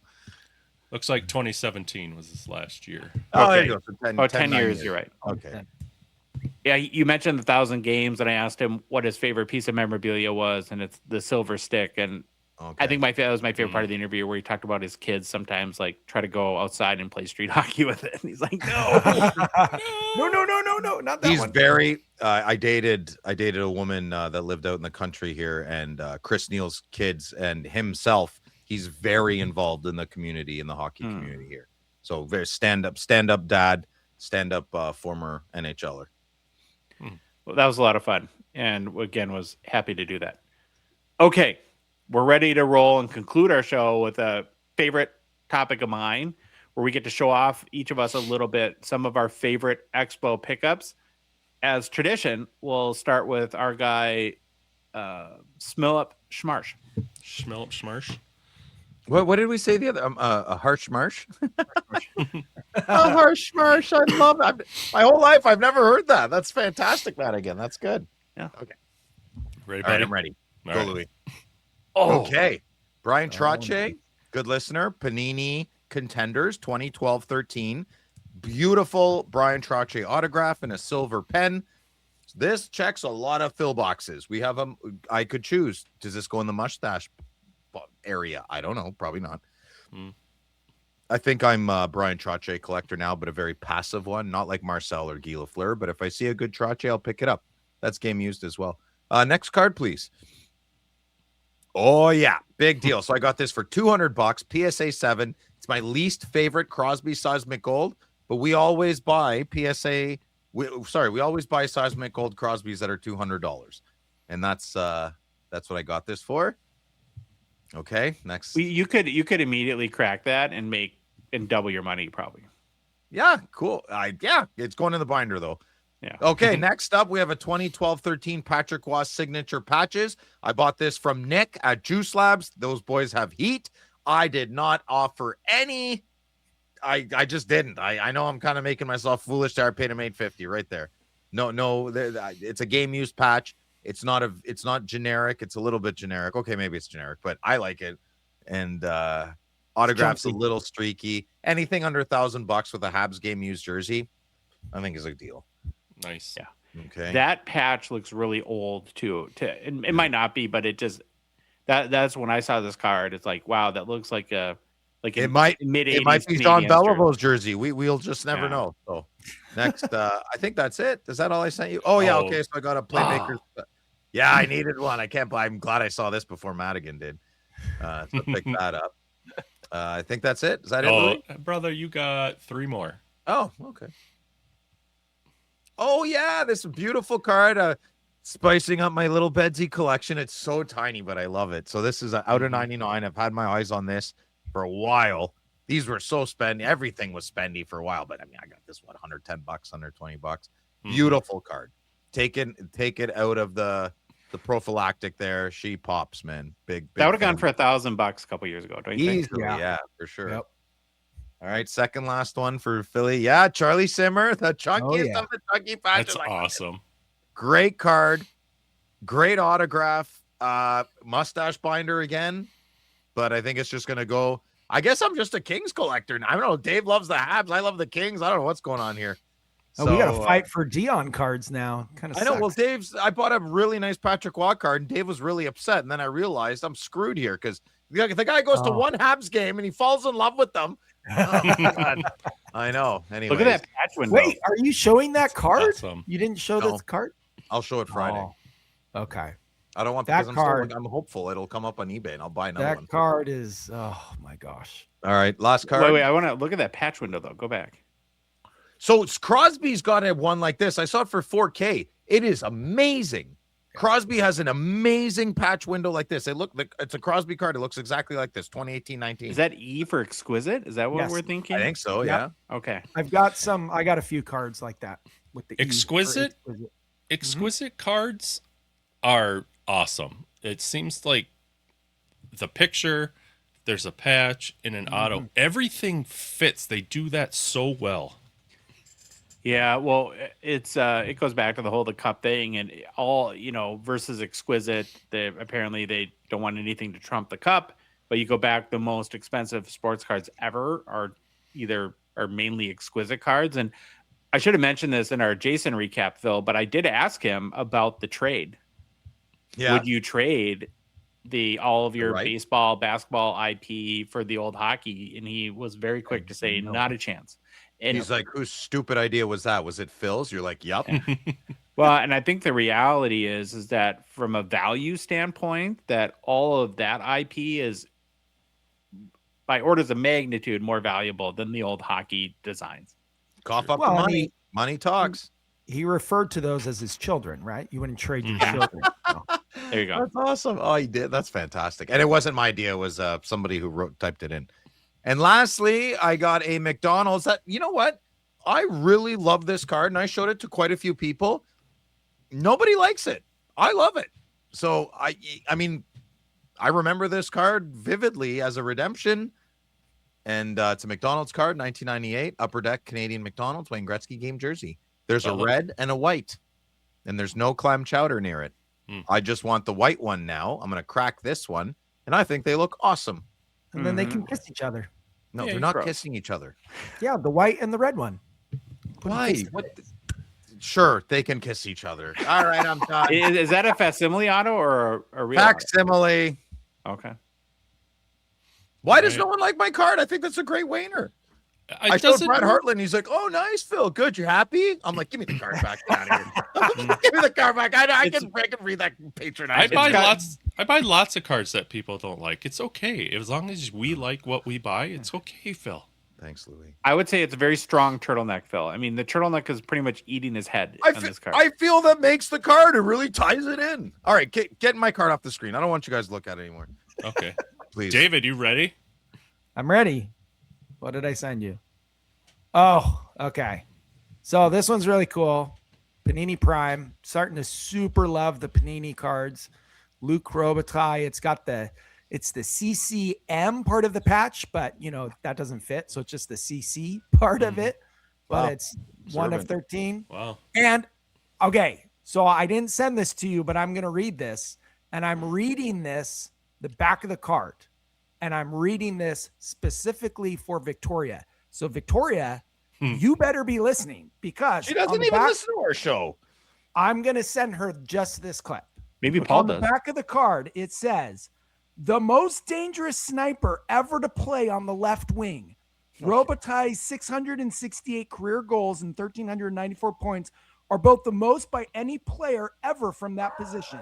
His 63 goals in 92-93 with the Kings also stood as the most in a season by a left winger until Alex Ovechkin scored 65 in 07-08.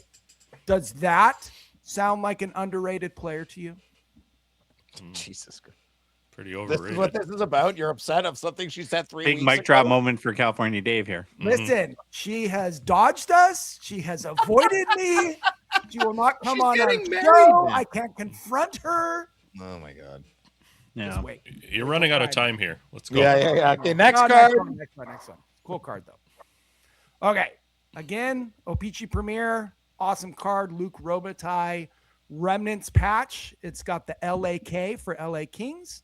All the patches are great. The auto on this is perfect. What? Nothing. What was your question? I thought that was the airport. That's LAX. LAX, yeah. That is correct. Yeah. So, numbered out of 10, just a dynamic card. Love that card. All Where right, do we sign an online petition to bring back O-Pee-Chee Premier? All No right. kidding.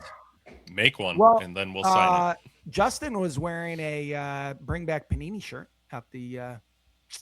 Maybe we can. do the same thing for And when O-Pee-Chee Billy Premier. came over and they had words. Yeah. Well, we can do it for that, for O-Pee-Chee Premier. Their cards are amazing. All right, next one.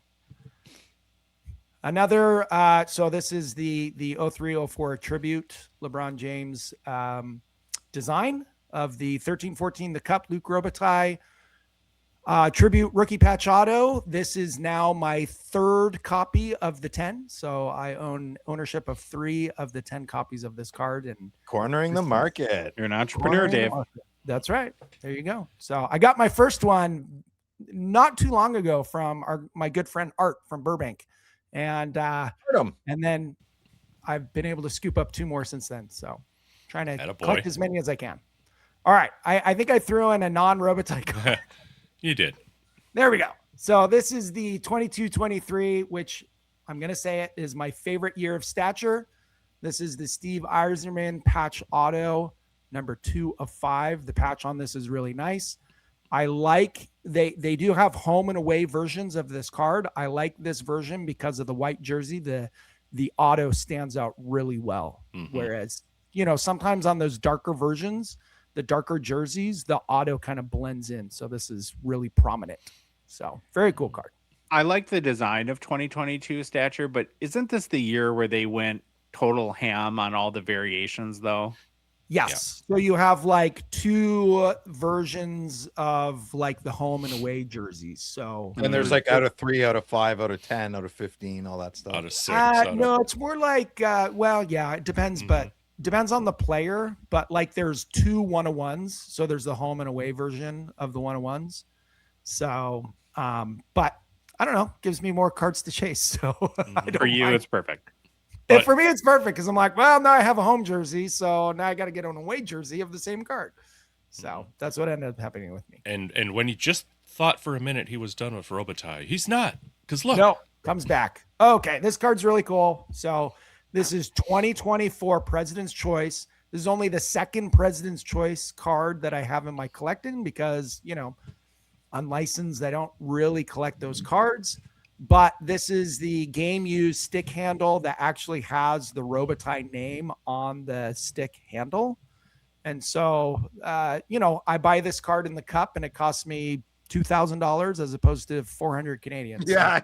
You got a bit of a discount. Right? A very big difference to own basically the same memorabilia type of piece of history. So can you imagine if they hired a graphic designer that used any other program than MS Paint to design cards? Exactly. Honestly, it's like it's starting to make. They have some of the best memorabilia. Yeah, and it like that font and color is hideous. Yeah. Well, it's isn't it kind of obvious that the old man was like, no, we're doing it my way. Yeah. And the back of the card's very similar where it's just very outdated. Yeah, you can tell that wasn't professionally done or asked about. Yeah, and this is a 2024 card. So we're not talking about this was made in 2010. Yeah, this is family. This is family. Someone's family member did this. Like, grandpa's got all this memorabilia. You want to give it a shot? Like, and grandpa picked it. No, I was just gonna say that my grandson's a great artist. He'll design art. All right. Well, hey, thanks for sharing your cards, Dave. And one more, the best one of them all. all. I missed that one. The one that I still owe Grant money for. Okay, but, fine. I'm working on it. The 06-07 Ultimate Collection Luc Robitaille Shield, 1-of-1. I can now say that I feel like I own one of Robitaille's biggest cards that has been produced for him, and I was happy to pry this out of Grant's hands with some begging, pleading, anything, all of the above, and partial payments, right? And partial payments, some IOUs. What is this? That's an IOU. You might want to hold on to that. You might want to hold on. That's a Ferrari right there. My favorite part of this card is how he's staring at his own shield. Yes. Yeah, that's true. But the auto on this is really nice. The shield is centered. I know that's important to you, Louis, but got a nice centered shield. Looks good. I love the kind of wood paneling background. Like, it makes me feel like I'm in my parents' station wagon. I mean, I freaking love the design of this card. And so I've owned one shield in my life and I sold that. And so to be able to replace it with this one is dream come true. Thank Good you, job. Grant. Has Very it much. hit you that you spent like this is the most you've ever spent on a card? I mean, are you starting to normalize that a little bit, or is it still like part of you like I can't believe I spent this much money on a hockey card? Not really, because the price that I sold my Swayman shield for is the same price that I got this one for. So I feel like I basically swapped. Oh those yeah, cards. what a deal! Then what a Mhm. trade-off. That's So does yeah. Rebecca know? Yeah, she knows. She knows I Oh. paid 10 grand Canadian for it. So it was like $4. Second She's best part. David, Yeah. I Wow. trust you, but that's a lot of money. How many shields are the old school NHL with it going down versus up Yeah. too? I, Like, I, have you looked and tried to figure out what you year's mean? jersey this was from? Huh? I've looked for other shields of him to try to find like what else is out there. And I know Grant has another one, which is why I think he was able to let this one go, is because he still owns a Robitaille shield. But that one and like maybe one other one is like all I've seen. So I don't know how many there are of him, but it's very, very few. It has to be early 90s because I wonder like when did they change the shield design? Yeah, I don't know. I 'Cause haven't I- done any research on that.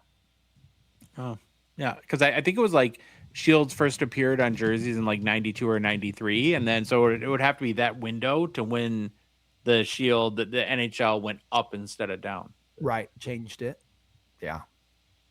I spent, I don't know, when I was back home and decompressing, I just sat there and stared at this card for like 30 minutes straight. I'm not joking. I am like in love with this card. It Nice. went up in 2005. Oh, okay. Wow, it took that long, huh? I thought it was interesting. Okay, Right. when did he retire, Dave? I don't know. That's a good My question. favorite player. That's great. Yeah, I don't know when he retired. Know anything about him? 420. Okay, is that it? Yeah, that's it. Baba Louie. More for Friday night. I'll show you all the rest. He retired in 2006. Okay, good. Okay, there you go. Maybe All this right. was from his last game. All right. I'll catch us back up on time here. Mine will be quick. Let's see. My pickup time. Okay, so I put this one in here. This was one of our friends' nights. Friday night friends' night. Rip open boxes. And I pulled this Wicked Angulars from 25-26 Fleer Ultra.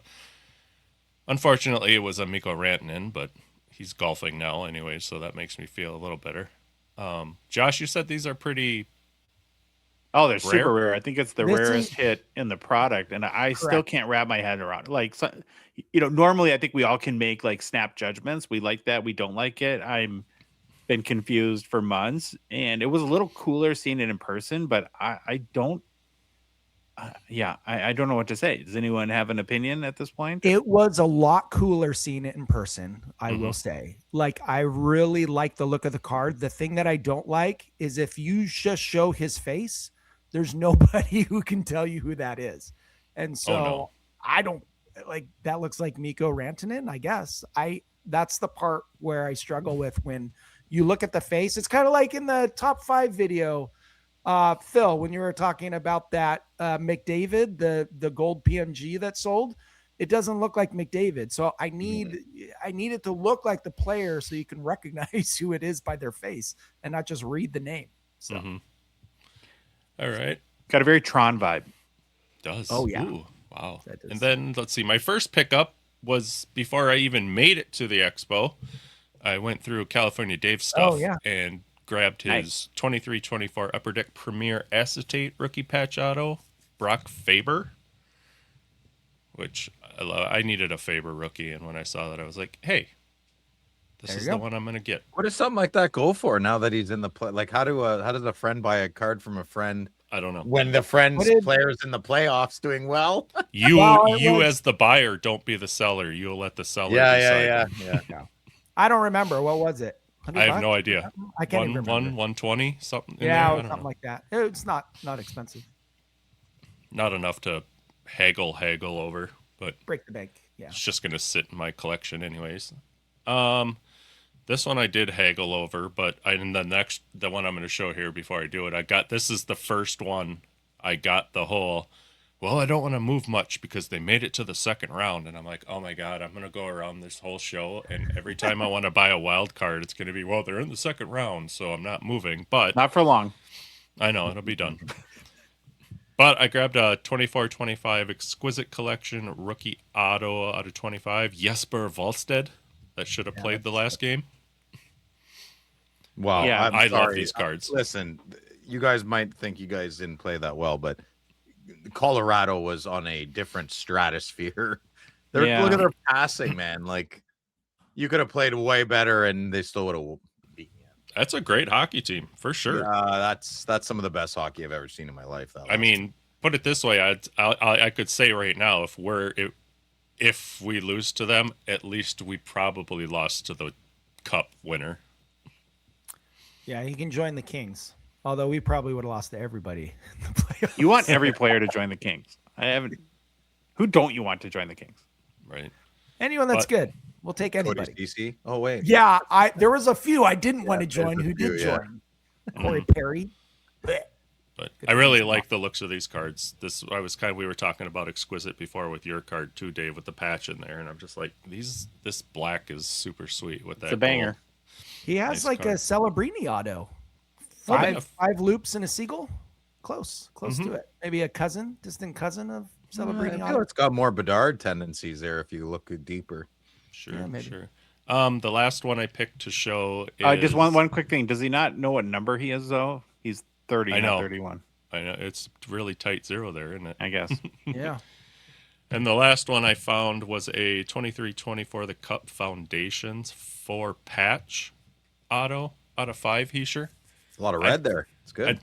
I'd been looking at these on eBay and stuff, and all I saw was jersey, and it's just a napkin, and then I saw this one in a display and was like, holy crap, I've never seen the patch one before, and made it happen. I really like it though. It's kind of cool. Everyone's got a little bit of white in it. We've got 3 colors in each. It's neat. Nice card. All 4 patches are good. Yeah.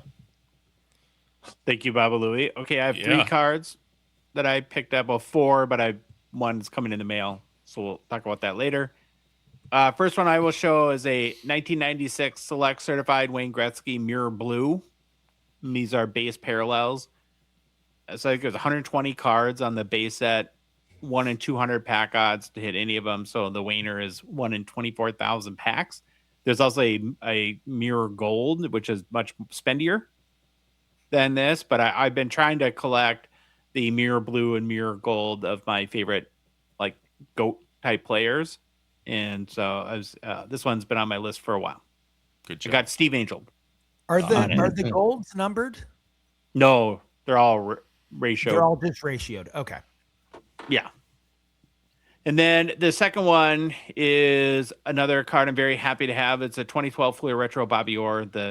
And that year, it's the first year, of course, of PMGs for hockey. The 97-98 design. The blues are out of 50. Bought this card from Grant from GP Sports. I passed on it. Josh picked up my scraps. Yeah. Was it the bottom chip that? Yeah, it was a little too much for me. A little too much. too It's because I've chippy seen a for couple others that aren't, right? Maybe you haven't. So that one's like the worst one I've seen. So I'm kind of screwed with what I've seen in the past. I don't I don't mind chips. That's a chunk. Yeah, it actually doesn't bother me. I totally get what you're saying. I don't know why this one doesn't, but I think all of us, there's certain cards that you get thrown out. Well, I'll give you an example. Your Brian Trottier, that lower left corner. Mm-hmm. As you're showing it, I'm sitting there thinking, could I get past that lower left corner?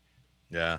Right. And it's just that's why I got it so cheap. And I Brian Trottier has a lot of character, and we met him, so that card has a lot of character. So that's how I see it. Yeah. I love the image of Orr on this card, though, especially the upper right corner, how the stick kind of goes right to the top right corner and then both the edges there. I just think it's an amazing card and, pretty affordable, too. I think it was about $400 US for a Bobby Orr blue PMG. Come on. You can't lose.